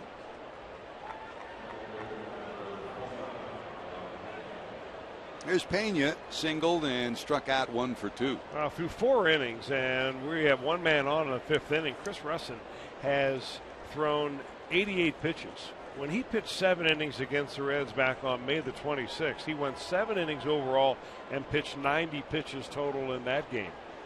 So the Reds are working him a lot harder now than they did back in May. Bunt down. Russin looks to second. The throw there in time, and they'll turn 2. Good job by Russin to bounce off the mound and make the play. Well, not only that, George, but make the decision really before you get to the baseball. You have a little timer in your head that says, all right, where's that runner from first going to be when I pick the ball up? You don't look first and then make a decision. And that's the only way they're able to get a double play. I'm a little surprised the Reds are not trying to put the throttle down in a different way than sacrifice there with a runner at first base. They've got 10 hits off this guy. Here's Bird, who struck out in single. 1 for 2. In between innings on the scoreboard, they had their scoreboard quiz here at Coors Field, and the quiz was, what is a southpaw? And Chris, this is probably about the best ballpark and what we've been talking about tonight to describe what a southpaw is. Well, southpaw is a guy when he stands on the pitching mound, if he extends his arm straight out, one towards first and the right arm towards third, his left arm would be pointing to the south. If the ballpark is configured properly, and make that as where right field is the sun field. Another tip from the top. A Welchieism. Reds get a base hit, still go 1-2-3. They lead at 5-0. And Mo Egger from 700 WLW at the Holy Grail. It's your chance to answer Reds trivia, win prizes, be part of Reds Live. Fun gets started Friday at 6 at the Holy Grail.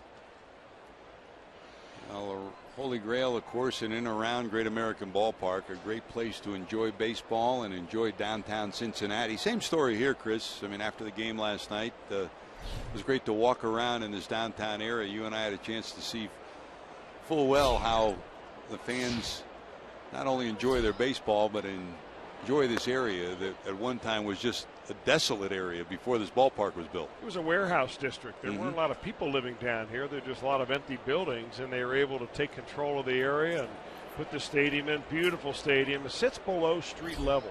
So when you walk up to it, you walk down, you know, a couple of stories to get down there to the box seat, so it doesn't overwhelm you on the street side. A lot of people come in and out of these turnstiles every year. Not as many now as there used to be, but it's a great place to watch a game, and there are a lot of Rockies fans, and they come from really a large geographic area. This is an area, really, if you want to call Rockies country, it rivals Reds country in terms of, you know, square miles of area covered, maybe even much bigger than the Reds country. And it's a nice city, and there are transplants coming here from everywhere, including Cincinnati. I met a lot of people from Cincinnati today that have come here to visit and decided to stay. 2 balls, 2 strikes. Reds fans hanging outside the players' entrance, hanging outside the front entrance, looking to get a peek at their favorite Reds players. 2-2. This one looped into left. That's going to drop for a base hit. So Dickerson 1 for 2 after popping up first time out. Leadoff hitter on here in the 5th for the Rockies. Just a reminder, as you enjoy a cold one, to look forward to Miller Time later in tonight's game, brought to you by Miller Lite.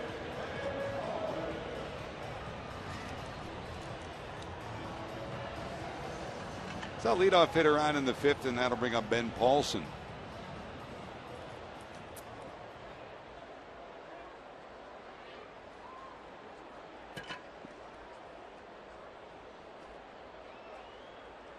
Dickerson just back off the disabled list after a foot problem that's bothered him a good portion of this year, put him on the DL.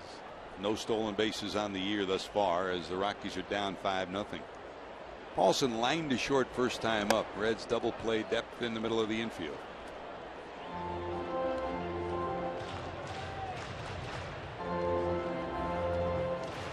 Game 2 of the series tonight. Tomorrow it's Michael Lorenzen going for his 4th win against Kyle Kendrick. We'll be on the air with Reds Live at 3:30. The game will follow at 4 Cincinnati time tomorrow. And the Reds head to St. Louis to take on the Cardinals. Raisel Iglesias goes Monday, Mike Leake Tuesday, and Anthony DeSclafani on Wednesday. Monday it'll be Iglesias against Lance Lynn. Tuesday Leake against Lackey, and then Wednesday DeSclafani faces the lefty Tim Cooney. And the Cardinals, they've made a couple of moves this week to kind of strengthen their stretch run too. Well, they keep winning. They won today 1-0. Carlos Martinez beat the Atlanta Braves in that ball game. They have now won 5 in a row and have 63 wins on the year. By far the most wins of any division leader in baseball. In fact, the closest is the Kansas City Royals. They're next with 57 wins. But it's just amazing what the Cardinals have been able to put together this year, and with all the injuries that they have sustained along the way. So the 2 winningest teams reside in the state of Missouri.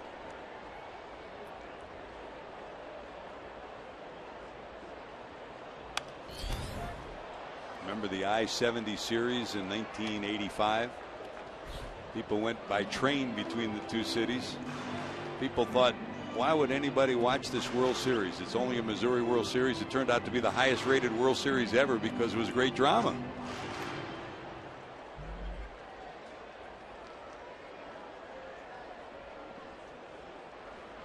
One ball, 2 strikes. Short lead for Dickerson down at first. Hanging in there is Paulson. Stays at 1-2. In addition to that Cardinal win, they scored a run late to beat the Braves 1-0. We told you about Philadelphia beating the Cubs 5-0. Cole Hamels a no-hitter in that game. Washington leads the Pirates 7-3. They're now in the 8th.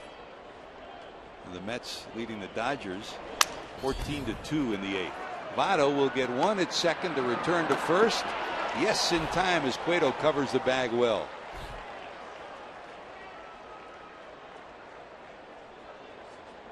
One of the toughest ways to get a double play ball is the ball hits at the first baseman and then have the pitcher cover first base. But Votto, perfect feed to Suarez. Suarez gets rid of it quickly. Cueto on the bag waiting for the throw rather than running on the way over there. And just like that, whatever that mini threat that they were beginning to mount here in the 5th is gone. And you saw a perfect job by Votto inside the bag. He made his throw inside the second base bag as well to make it easier to turn. Looks like Johnny's going to take a couple extra seconds out there to get his breath back. Now, you know, it's only about 90 feet from the pitcher's mound to first base, if that, but you still, you know, you don't get acclimated to mile-high elevation and thin air until about after you've been here for about 3 days. High fly ball to right.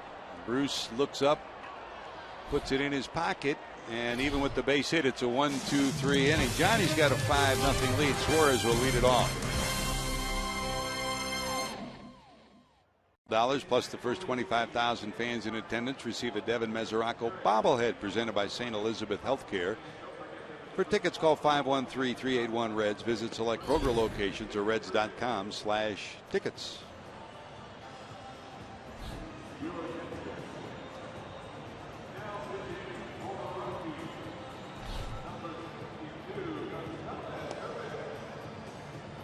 Great night for baseball, a very pleasant day all told.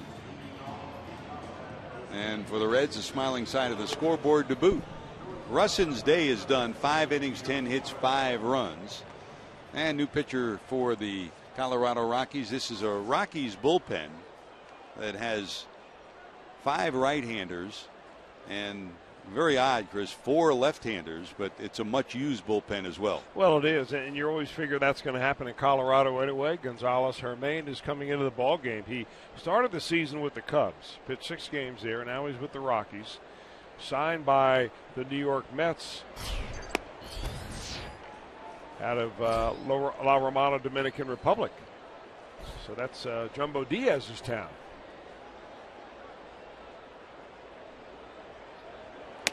Just recalled a couple of weeks ago,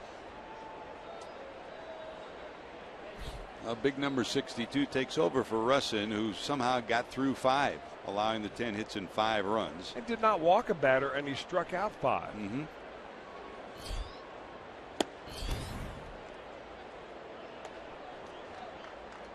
The Reds are familiar with being in an offensive ballpark. So are the Rockies. This is one of the most offensive-minded parks in all of Major League Baseball. Not easy to negotiate when you really don't have a strikeout pitch. Here's Suarez 1 for 2, reached on an error and single to left. 3 balls, 1 strike.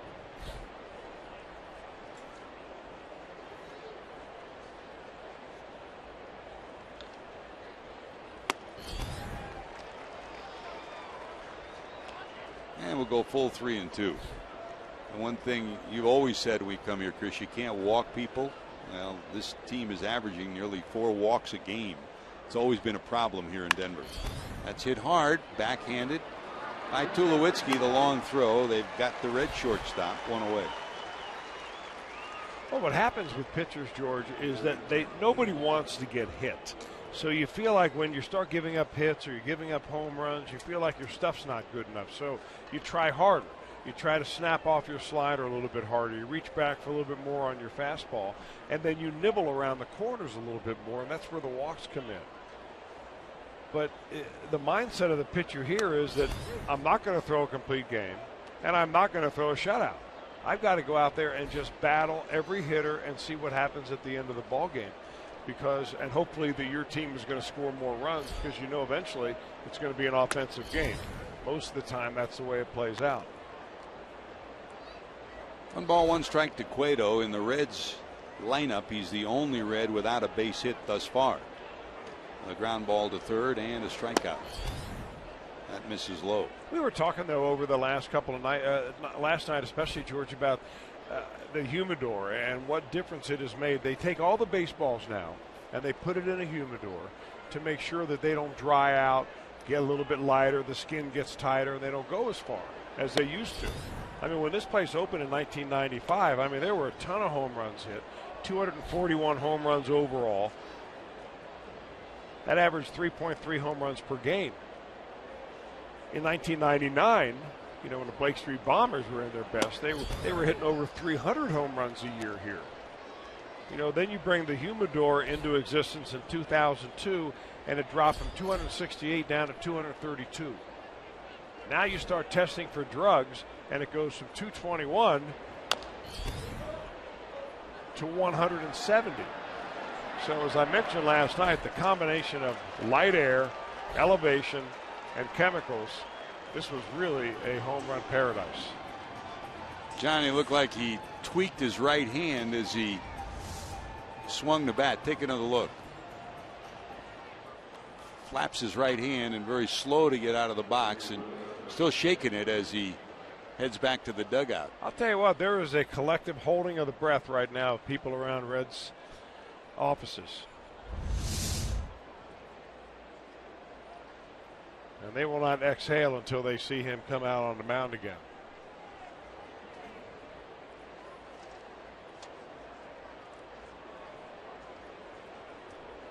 Although he doesn't seem to be attended by any trainers, hopefully he's all right. Hamilton hits this one hard off the glove of LeMahieu. LeMahieu has already been charged with an error. This will go as a base hit, undoubtedly. Well, it goes as a base hit because he didn't want to get in front of the ball. If you get in front of this ball and you muff it, it is an error. If you go down on one knee and try to backhand olay it and gets by you, it's a base hit. So what incentive does a player have in getting in front of a ball anymore? Well, the incentive for the Reds is pretty clear. For the third time tonight, Billy's on base. He singled, started the rally in the third, scored. In the fourth, he singled to center, stole a base, and scored. And here, with 2 outs in the 6th, he's on base again. Strike one to Phillips. Phillips is 1 for 3. Votto is 1 for 3 and 2 runs batted in. Frazier, with his 100th career homer, is 1 for 3. And the home run was a 3-run shot that gave the Reds a 4-0 lead. Bruce has 2 hits, 2 for 3. Pena, 1 for 3. Bird, 1 for 3. Suarez, 1 for 3. And Hamilton, 3 for 3. So the Reds have piled up, all told, 11 hits on the night.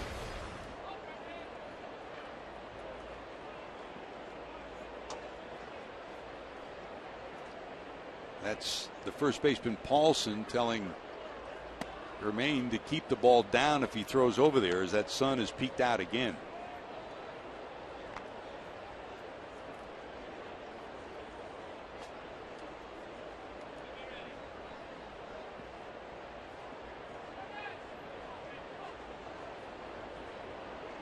One ball, one strike.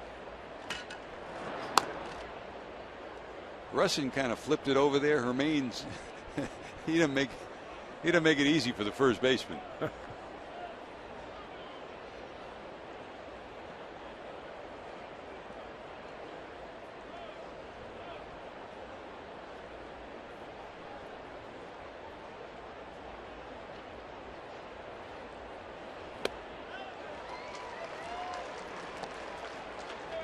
Way out in front is Phillips, 1 and 2.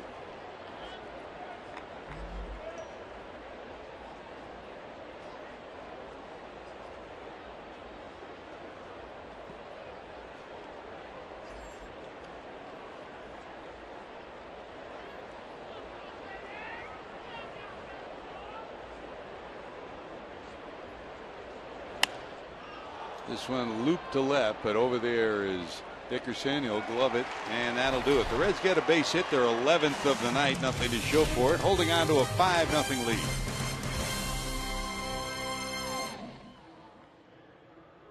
Boys and Girls Clubs help young people to reach their full potential as productive, caring, and responsible citizens through programs that promote character and leadership, education, healthy lifestyles, and more.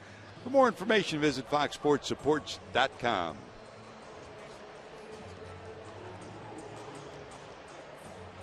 5 runs, 11 hits, no errors for the Reds behind Johnny Cueto. No runs, 3 hits. As the bullpenners start to loosen in the Reds bullpen. I think I may have seen those guys at Red Rock this morning. They were at the yoga camp. Sunrise Yoga Camp. Blooped, long run for Bruce. Will he get there? That's the 3rd hit. They got a shot at second, and he's going to be out. Drew Stubbs pinch hitting, tried to stretch 1 into 2 when he trails by 5. And the end result is he's erased at second base. So a base hit for Stubbs and an outfield assist for Jay Bruce. Great job by Jay and the long run and the perfect throw. Well, he ought to know better than to test Jay Bruce. 5 runs down.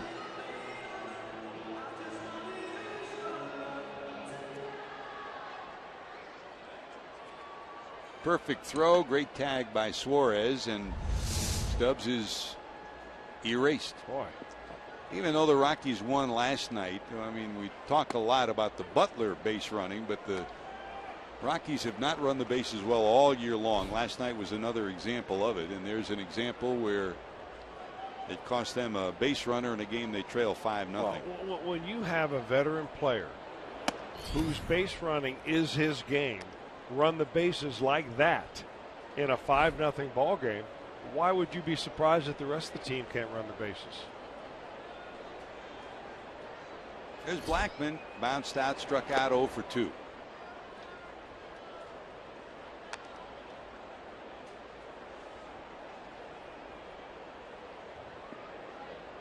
And oh, by the way, after Cueto came back to the dugout, took off his batting glove.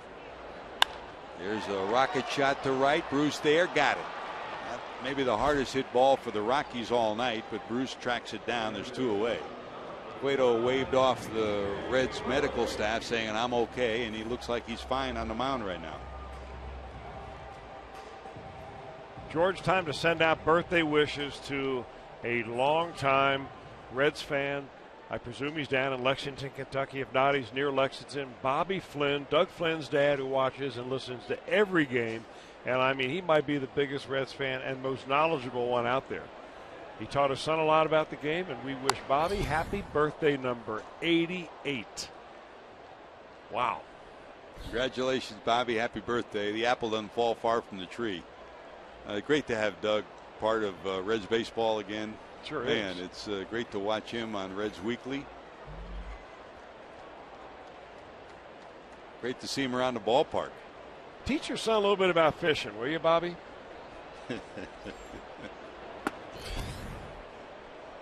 There's some people that you see, Chris, you got a smile on your face every time you see him. And when you see Doug and Olga, you always got a smile on your face. You're not kidding. Olga hasn't changed in 20 years, I'm telling you. The rocking chair. That's one of the first times we've seen it all night here at Cueto. The hesitation, the rock, and here it comes. I wonder Bobby Flynn's sitting on the porch, looking at that TV through the window, doing the old rocking chair himself. High fly ball down the right field line in foul territory. Bruce got it. Well, an active inning for Jay Bruce. He starts it with a great assist and 2 fine catches. Cueto has a 5-0 lead. We head to the 7th.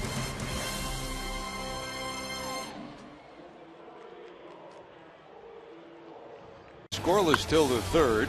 Joey Votto continues his hot hitting with a base hit to center. That scores Billy Hamilton. Reds lead 1-0. Right after him, Todd Frazier clubs his 27th homer of the year, 100th of his career. A 3-run shot, 4-0 Reds. And then in the 4th, Billy Hamilton reached on a base hit, stole a base, went to 3rd on an error, then scored on Joey's ground out. 5-0 Cincinnati. Play at the plate was challenged. He got under the tag and correctly was called safe. The Reds led it 5-0. Meanwhile, Johnny be good on this night, Chris. Well, you're not kidding about that, George. What a difference it has been since Johnny Cueto pitched the last couple of ball games. He struggled his last couple of times out, but not tonight. Working on a shutout and taking the team through 6 innings of 4-hit baseball. 5-11-0 for Cincinnati. No runs, 4 hits, 2 errors for the Rockies. We go to the top of 7. Votto, Frazier, and Bruce due up. Joey last night 3 for 5 and a homer. A game tying homer late. And here he's 1 for 3 and 2 runs batted in. Now with 48 runs batted in on the season. Line drive left center field. That'll drop for a base hit. Votto takes a big turn but will hold. So another multi-hit game for Joey as he greets Friedrich, the new pitcher, with a base hit to left, and the Reds have the leadoff hitter on for the 4th time tonight.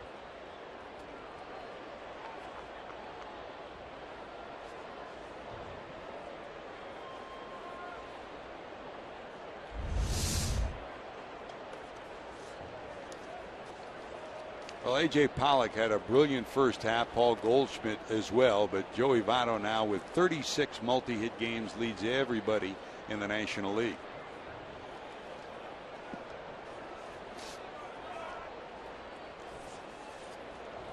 Here's Frazier. Down to third. Arenado will turn it into a force at second. They'll turn that into their second double play.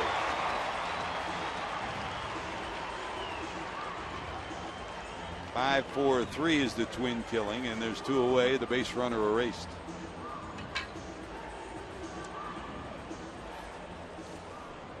Well, with Christian Friedrich on the mound, we failed to mention when Chris Russian was out there that he is a product of the University of Kentucky. He was a Wildcat. He was 23 wins and 11 losses when he was with Kentucky. And Christian Friedrich is a former member of the Eastern Kentucky University baseball program.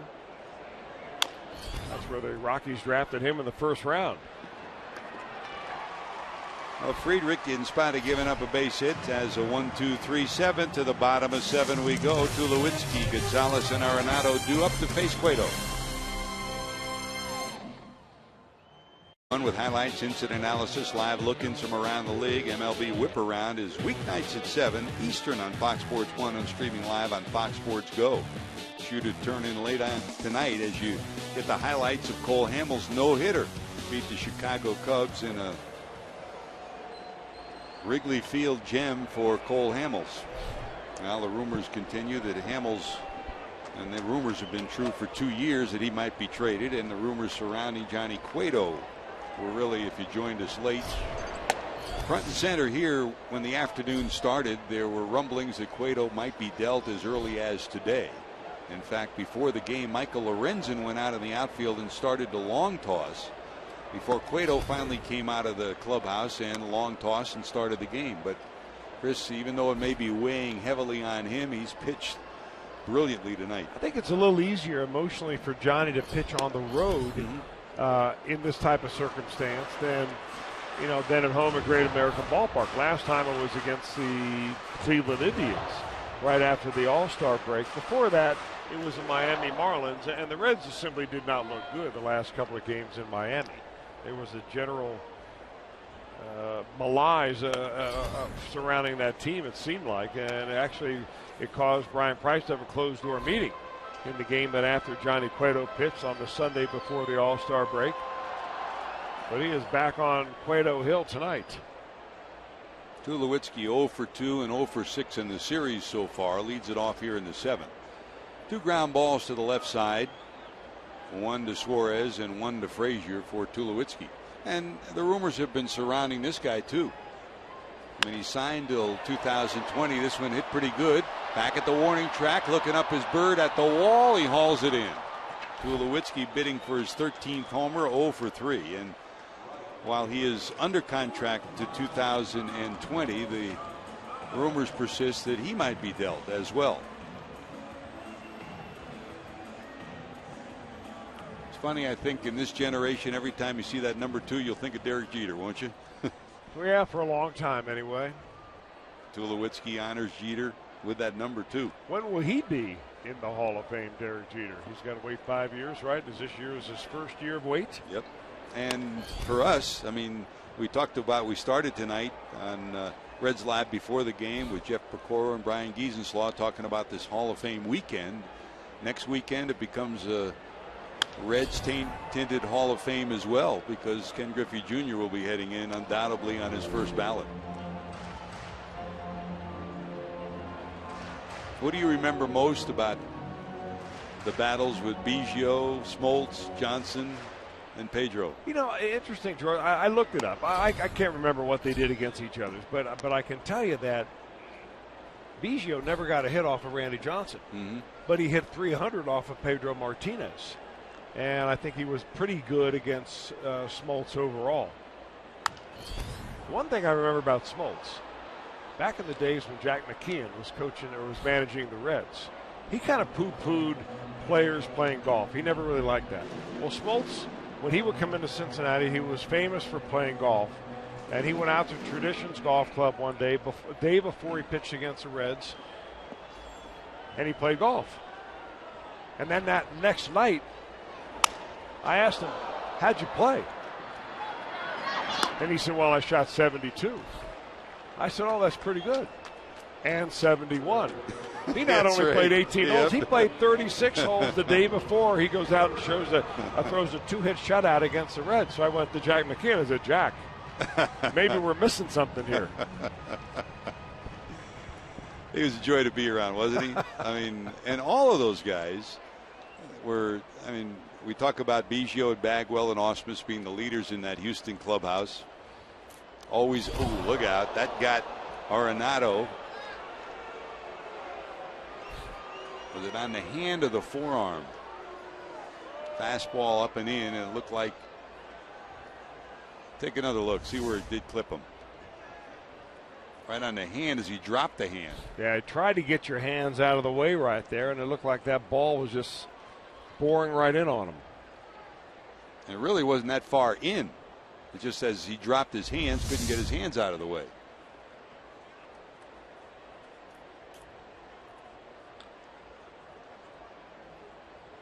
Johnny has made his way off the mound, was looking very closely with hands on hips as they check out the Rockies' third baseman. He appears to be okay. He's staying in the game. Keith Duggar, the trainer, out to check him out. I always remember Biggio and his leadership qualities. He and Bagwell and Ausmus, the way they patrol that clubhouse. I'll never forget Reggie Sanders charging the mound in Montreal when Pedro hit him and Pedro had a no-hitter going. Yeah, remember that? I sure do. And Randy Johnson, 20 strikeouts, with Juan Castro being the last strikeout victim in Arizona. Or when Randy Johnson drilled that poor bird in spring training. Oh, jeez. You know, we talk often now about the mental side of the game. And I remember when John Smoltz was having controlled problems as a starter in Atlanta after coming over in the trade from Detroit.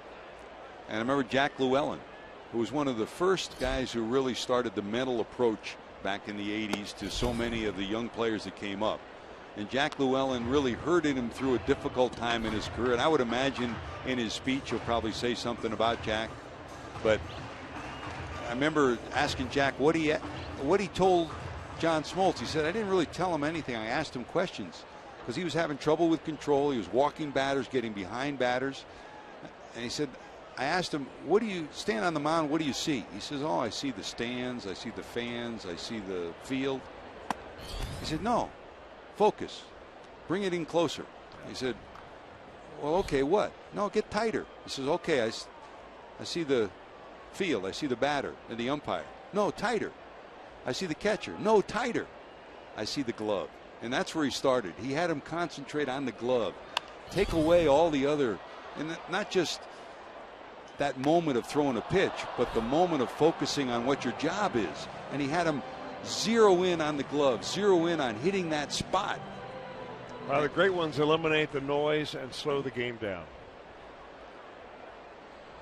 Well, number 47 sure learned how to do that. He certainly has, and well, we've watched him do that, really, George, grow into that from the time that he was, what, a 16 or 17-year-old kid signed by the Reds and in the lower levels of the minor leagues. Dickerson retired on a strikeout. You wanted it, Chris. Here it is. Johnson against the Seagull. Happy Hall of Fame, RJ. Side of the scoreboard, certainly already smiling for Todd Frazier with that 27th homer, number 100 of his career, and the Reds, more importantly, with a 5-0 lead as we go to the top of the 8th. Pena, Bird, and Suarez due up.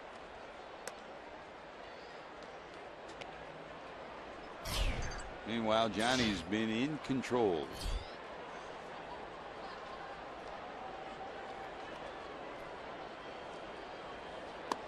Time for our DirecTV standings. Let's take a look at the up-to-date National League wild card standings as they stand right now.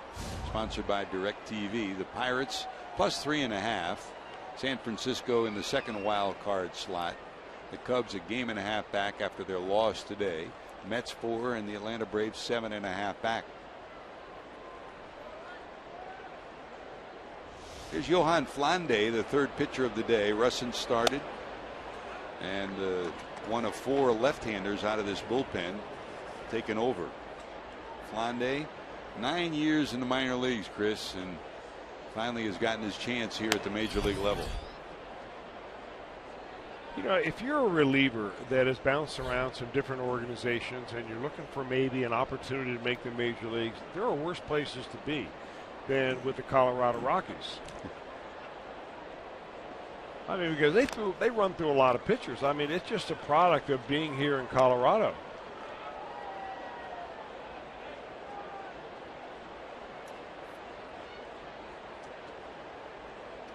Similar story to Jumbo Diaz.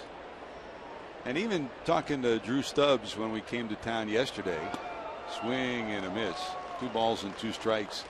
I asked Drew, I said, you know, and Drew Stubbs, of course, went down to the minor leagues. He did not have to. He agreed to so that he could try to get his swing straightened out.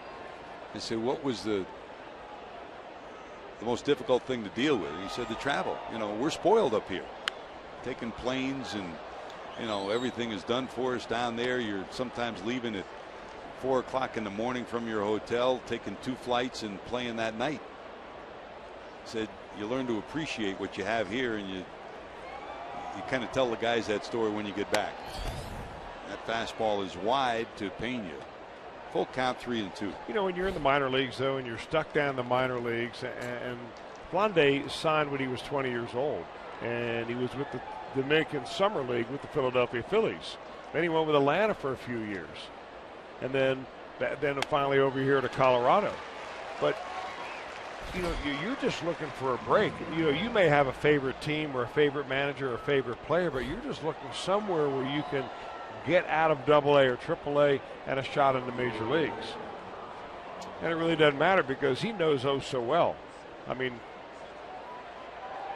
29 years old now, so he's been around a long time in the minors. That's a lot of, you know, miles in a bus. It's a lot of days where you're getting 15 or 20 bucks a day in meal money compared to what they get up here. There's no minor league retirement time that you put in where every day you're on the big league roster. Cha-ching, cha-ching. I've got a lot of respect for these guys that have put a lot of time in, and Jumbo Diaz is among those guys at the very top of the list. You can see the hunger in their eyes. 1 ball, 1 strike to Marlon Byrd. Byrd 1 for 3, a base hit to left. Pena, after striking out, 1 for 4 on the night. Did he go around? No. 2-1. There's Jumbo. Happy to be back with the big club. Boy, and give, you know, how many times do we talk about it, Chris? Give Teddy Power so much credit down at AAA for what he's done over the years to help guys who have had their struggles here at the major league level. You send them down, and whether it was Rick Sweet or Jim Riggleman or now Delano DeShields as the manager down there, Teddy has been there to help those guys find a way to get back up here.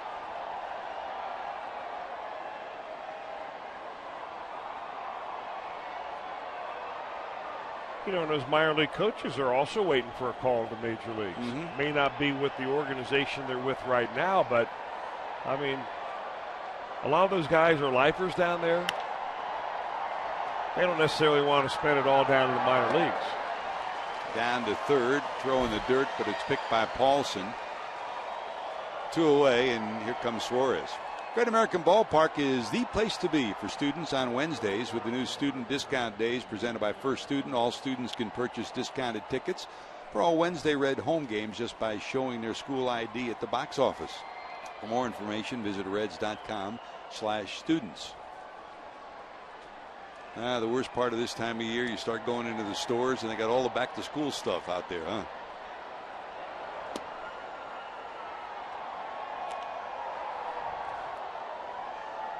Hey, how did Grace do at her acting camp? She loved it. Loved every minute of it. Didn't want to come home. Isn't that the way a good sign. That's usually the way it goes with camps. The worst thing is when they go the first night and they call crying, I want to come home. Or even worse, to college. So we can look for her to be Annie someday? Well, she's got some talent and she loves it, but I don't think it's going to dominate her life. And how's Mac's summer? He's having a great summer. Taking a full course load in college. Playing ball? It's one of those all-around years where you're in school. I don't know how many semesters of calculus in a row you can take before you have crossed eyes, but he's trying. Well, my thankfulness is the fact that I had coaches that were my physics teacher and my calculus teacher, else I never would have passed them. So that's the secret.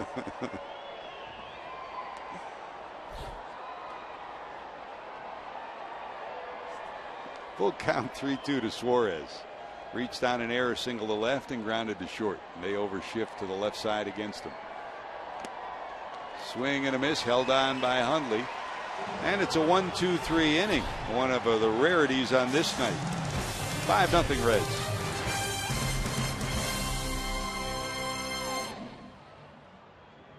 Strong fan photo of the game. Tweet your strongest fan photo to hashtag #OhioDataStrongFan for a chance to be featured in an upcoming broadcast brought to you by T-Mobile. Maria, nice job. That's a good Reds fan right there, huh?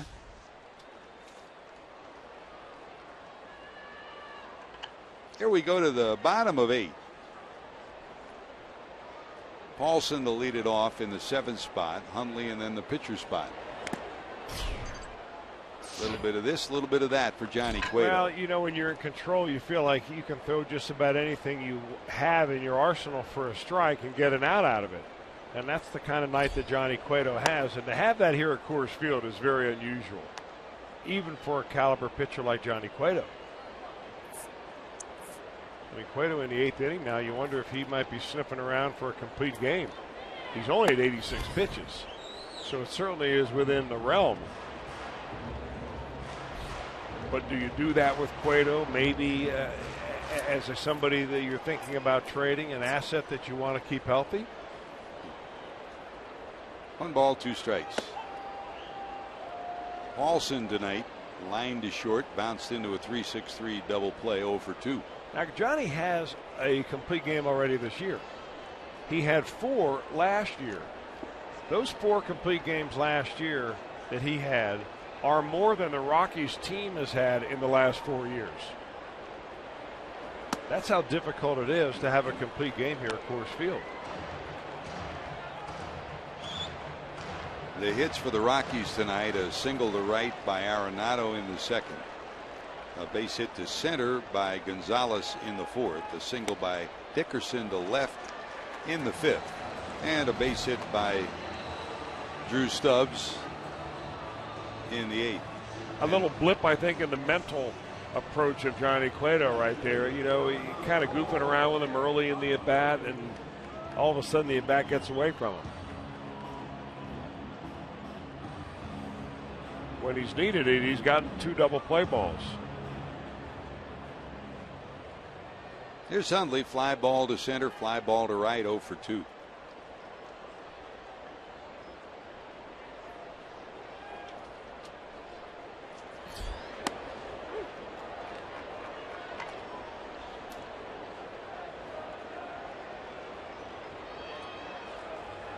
Hundley peers down to Stu Cole, the third base coach, and he looks back at him saying, "I got nothing for you."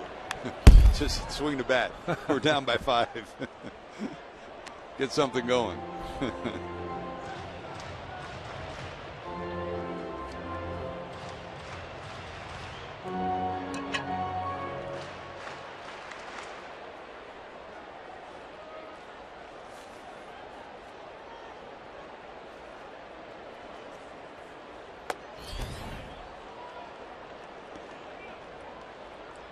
Rosario's moved into the on-deck circle with the pitcher spot due up next.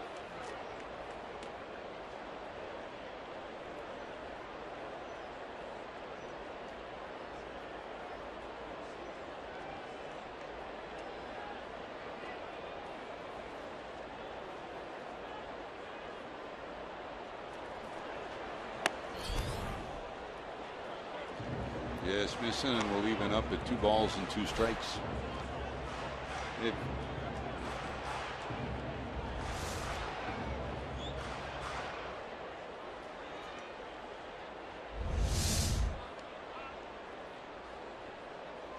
If you joined us late, already completed in the National League. Cole Hamels a no-hitter. Philadelphia beat the Cubs 5-0 this afternoon. Pirates 3-0 over Washington. The Mets defeated the Dodgers 15-2. The Cardinals got a run late to beat the Atlanta Braves 1-0. J.J. Hoover loosening in the bullpen for Cincinnati.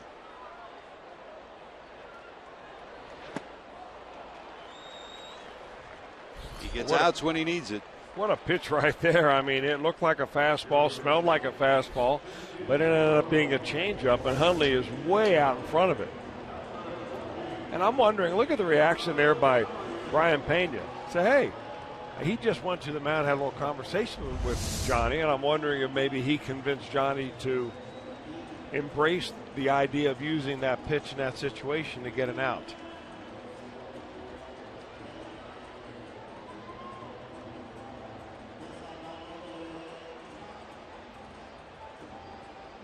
Jeff Pico out to talk to his right-hander, with Willeen Rosario coming up to pinch hit. I'm sure that this is probably a conversation about, scouting report on Rosario, which is fine, but Rosario's been around the league a while, and Cueto's been around the league, and they probably faced each other before. And you don't want to get to the point where you've got information overload. When Cueto's out there pitching, I think you can go back to the basics. Hard up and in, soft low and away, hard upstairs, soft downstairs. One pitch and a high fly ball to right. Here comes Bruce. Under it, got it. 2 away, Rosario retired. Yeah, back took less time than the meeting.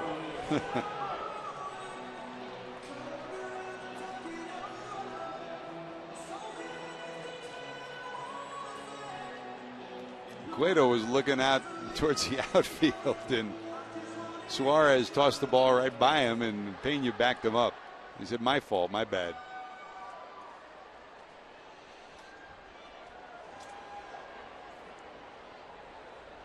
So here's Blackman in the leadoff spot. Charlie tonight 0 for 3, line to right last time up. A leadoff walk, and Paulson still sitting at first.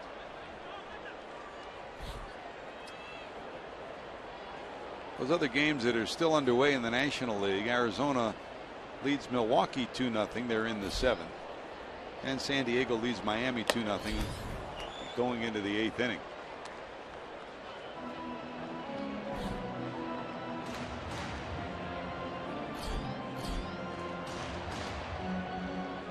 Approaching the 100 pitch count is Johnny Cueto.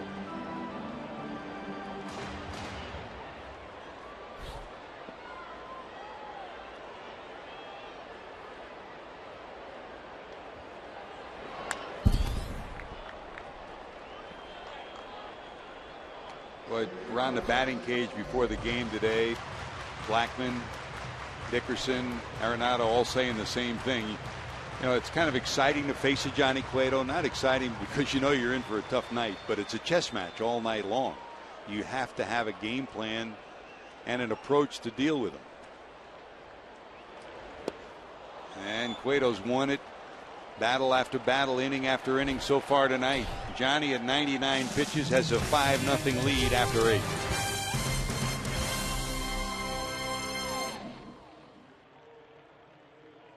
$12 plus the first 25,000 in attendance. We'll get a Devin Mesoraco bobblehead. Is presented by St. Elizabeth Healthcare. Tickets 513-381-REDS. Select Kroger locations or reds.com/tickets. Big news in the baseball world today. That would be Cole Hamels throwing a no-hitter in Wrigley Field against the Cubs. Odubel Herrera, who ran down a ball in the 8th, had a little bit of trouble on this final out. He got a little dicey, but on the track, he made the catch. The 27th out of the game. Cole Hamels pitching a no-hitter today.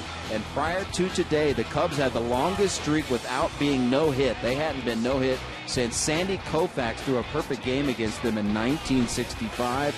With today's no-hitter, now the Reds have that distinction. Counting tonight's game, 7,027 consecutive regular season games. We know Roy Halladay did it to him in the playoffs. but 7-0-2-7 regular season games without being no-hit, the longest active streak in Major League Baseball. Thanks, JD. That was a Dwayne Wise moment, wasn't it, Chris? Well, that one, but you're talking about the last time a pitcher no-hit the Reds was regular season. That was Rick Wise, the Owlman, back in 1971, who also that night hit 2 home runs. So Johnny Cueto's night is done as Skip Schumacher will hit for him in the 9th inning, and Johnny got a series of hugs and congratulations. Schumacher a double last night, his 13th pinch hit leading the National League, and he's been at an even 300 as a pinch hitter in this last 2 months.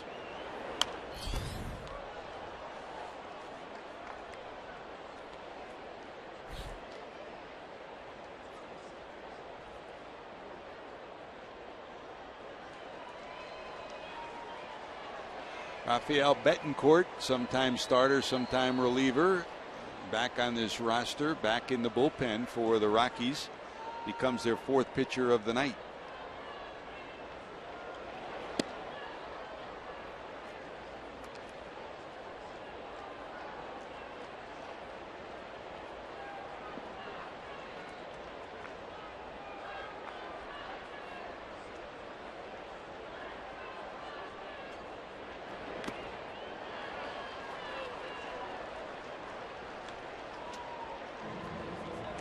Schumacher strikes out after pinch hitting for Cueto, and when Johnny left with 99 pitches, Chris, this was the greeting he got in the dugout. No doubt that one hug after another, and you can see guys getting in line wondering if this might be the last time they get a chance to congratulate number 47. They're going to miss him, I'll tell you what, because every 5th day they had a real good chance of winning a ball game because he would take his A game out there more times than not. It's a little different when you turn the baseball over to rookies. And now there's some barking going on. I'm not sure what the deal is. Bob Davidson is going back and forth with the Reds dugout after Schumacher. I guess Schumacher didn't like that call. He's standing at the top of the railing.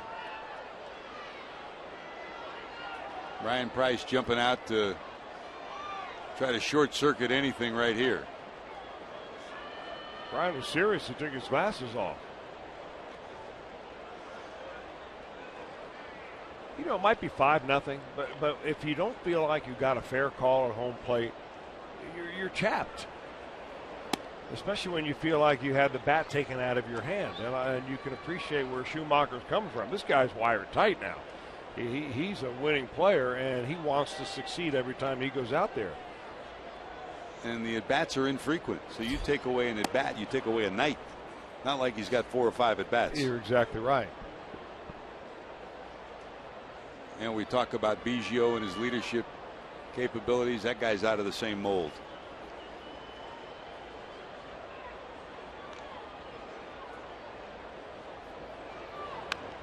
What a night for Billy. Single to start the Reds rally in the 3rd. The Reds had 7 hits and 4 runs in the 3rd. Billy started it off with a base hit, a bunt base hit that was challenged.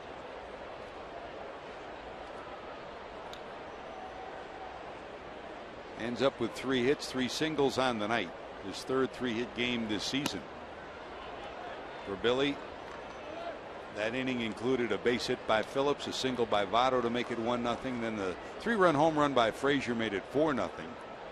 In the 4th, Billy started it with a base hit, stole second, went to 3rd on an error, and scored on a ground out by Votto to make it 5-0. So we've got the full dose of what Billy Hamilton means to the Reds offense tonight, Chris. Well, and when you see that, you miss it when it's not there because you know he's got the potential. And it's just a matter of putting it together like he has tonight more often. You know, using that bunt a little bit.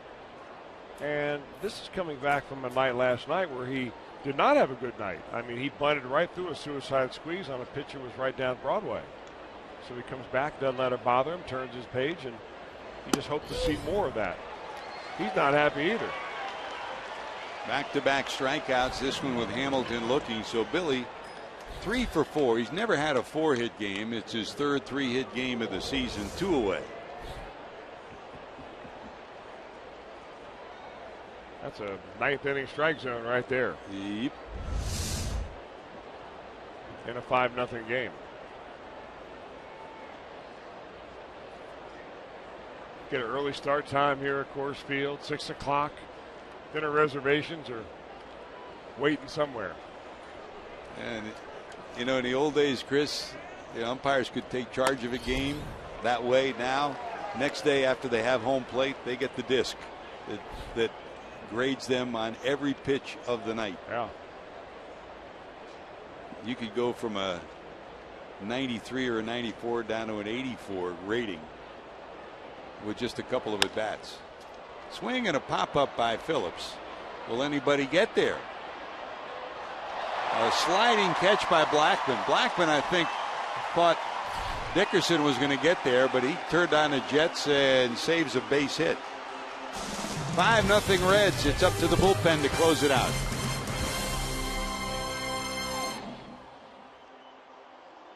Baseball on Fox Sports Ohio has been brought to you by Menards. Save big money at Menards on all your home improvement needs. And your local Toyota dealers, proud sponsor of the Cincinnati Reds. And don't forget, get ready for Reds action tomorrow and 30 minutes before every Reds game with Reds Live on Fox Sports Ohio with all the info you need for every day's games. Reds Live presented by Ray St. Clair Roofing. Jeff Pecoro, Brian Giesenslaw will be there tomorrow to give you the bird's eye view of this matchup. Michael Lorenzen against Kyle Kendrick. And if you joined us late, Lorenzen was out long tossing today before the game. And there was speculation that maybe the Reds had worked a deal for Cueto and that Lorenzen might be moved up a day. He loosened up a little bit. Then finally Johnny Cueto came out of the clubhouse and out of the dugout. And boy, did Cueto answer the call tonight, Chris. Your report card on Johnny Cueto tonight. Well, the scoreboard is usually the report card. And tonight, A's across the board for Cueto. 8 innings of 4-hit shutout baseball, walked 1, struck out 5. I don't believe that he allowed a Colorado Rocky to reach second base. Did not. That is dominating.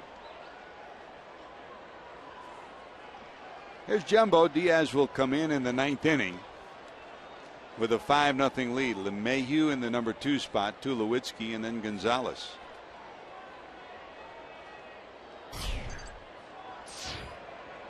Jumbo from the stretch to the big second baseman. That's strike 1. The hits for the Rockies tonight: a 2nd inning single with 1 out by Arenado, a 2-out single to center by Gonzalez in the 4th, a leadoff base hit by Dickerson to left in the 6th. He was erased on a double play. Only 4. And Cueto only walked 1. That was Paulson to lead off the 8th.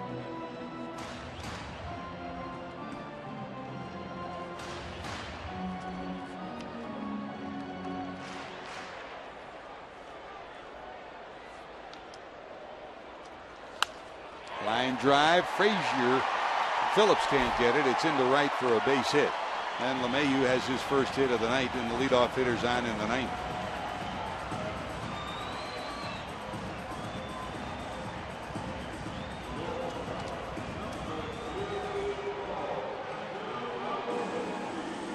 So LeMahieu is on. That base hit stretches his hitting streak from 14 to 15.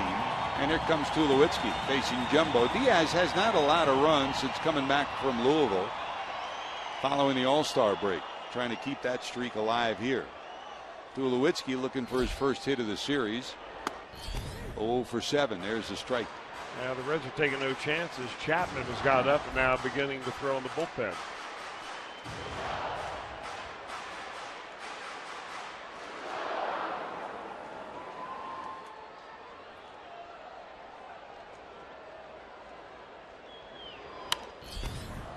Foul back and out of play, and this is where Tulowitzki's been a lot of the last 2 nights. Behind in the count, it's 0-2.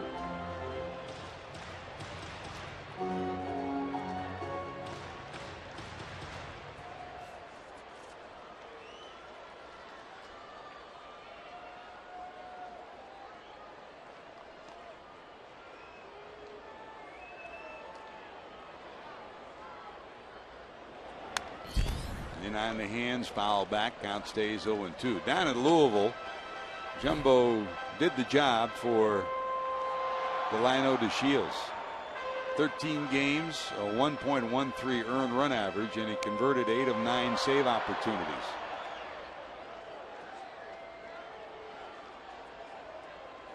And over his last 15 innings, did not allow a run.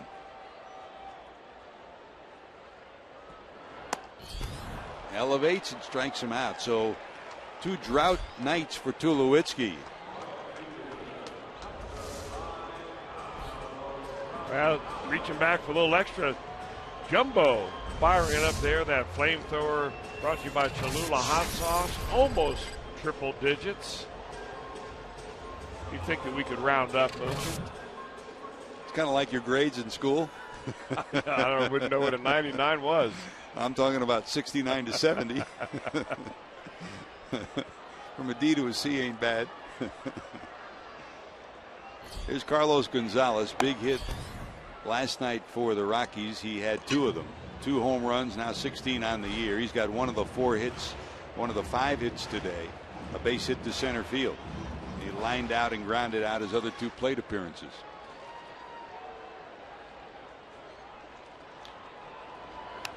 After lengthy stints on the DL last year, in fact, the Reds were here in August when he shut it down for the season and had knee surgery. He also was on the DL with a hand injury, a cyst removed from his finger last year. So it was a lost year, and they've been waiting for him to come alive. He has during the month of July. He's hit nearly 400. And they're hoping he gets the legs back under him, the running game going. This is a 4-time 2020 guy.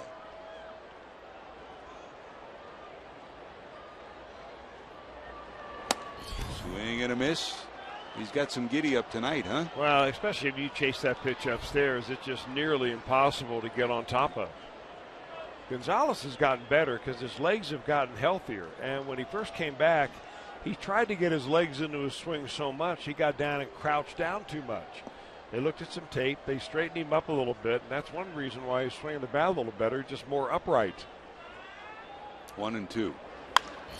A rocket shot towards right center. Bruce will cut it off. That'll put runners at first and third. Oh, when he makes contacts, it's a sweet sound, isn't it? Well, you don't need a lot of scouting to tell you that he is a hitter that likes the ball down rather than up. I mean, just look at the last 2 pitches. He swings it at one around his letters, swings and misses. Now you get one down a little bit above the knees, and he just drops the head. So first and third with 1 out. The Reds will stay at double play depth in the infield. And here comes Daniel Descalzo, who will pinch hit for Nolan Arenado, which tells you, Chris, maybe that hand bothering him a little bit after being hit on the hand by a Johnny Cueto pitch. Here's a dribbler to the right side. They'll try to get the out at first. A run will score. So the shutout gone, but the Reds get an out. Their second out of the inning. Descalzo bounces out. The runner moves to second.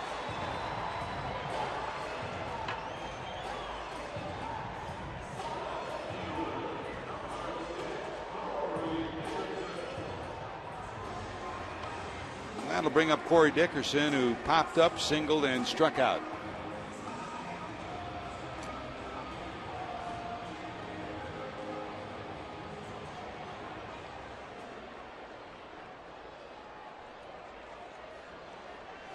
We watched this guy over the last couple of years, Chris, and yes, this is a hitter's ballpark, but you watch his approach.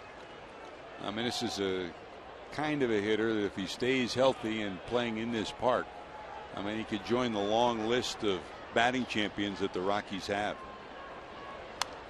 Hop backhand out of play for strike 1. Well, he can really hit, George, and he likes to swing the bat. Let me put it that way. He's only walked 7 times this year in 137 plate appearances. So there's a guy that comes out of their on-deck circle ready to swing the bat. He's almost like chasing stuff like a old Manny Sanguillen or Vladimir Guerrero. So sometimes if you can get ahead, you can just make him chase, and that's his own worst enemy. Look at that hack. Doesn't get cheated, huh? I'll tell you, times have changed. There used to be a time if you swung that hard at a guy throwing in the mid-90s, you'd be wearing the next pitch. No matter what the score was. Yeah. But in this case, the easy way out and the smart way out for Diaz is maybe elevate that fastball a little higher. Make Dickerson chase something off the plate. Pick up an out and nail this one down.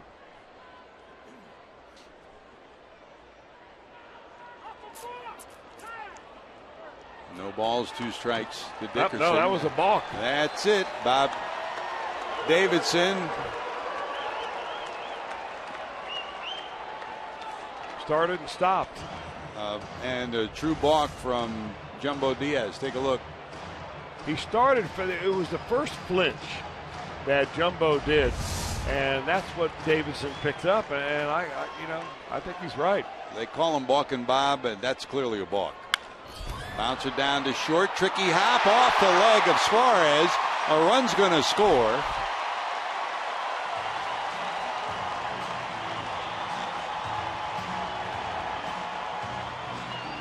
And it's now a 5-2 ball game. Well, we've seen some outstanding defensive plays by Suarez at short, but we've also seen some lapses. Here's one, Chris. Well, just took a little quirky hop on him and just didn't get down there low enough. You never want that ball to go below your glove and between your glove and the dirt. And they're going to take Diaz out of the game and bring in Aroldis Chapman. Now it's now a save opportunity.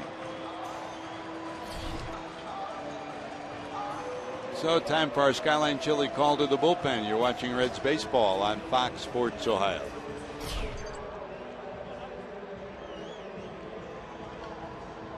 By Miller Lite for Johnny Cueto, number 47. Johnny, be good on this night, Chris. 8 innings of brilliant baseball. Well, what more can you say about Johnny? He's one of my favorite guys to watch pitch. We've been blessed over the years, and I've said it many times over the last month or so.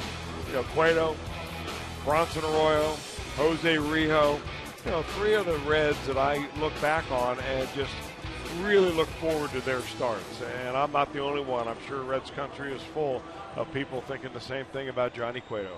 When you think back on it, you remember the efforts of Johnny Almaraz bringing him to Cincinnati, the efforts of Mario Soto spending so much time earlier in his career to help him understand the game in the United States, and the pep talks that Dusty Baker gave him, the work that Brian Price has given, the moments where he grew up as a baseball player and as a man.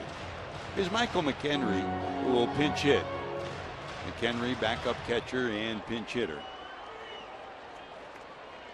against Aroldis Chapman. Chapman trying to pick up the save with the runner on first, and they will play off the bag. Votto behind Dickerson.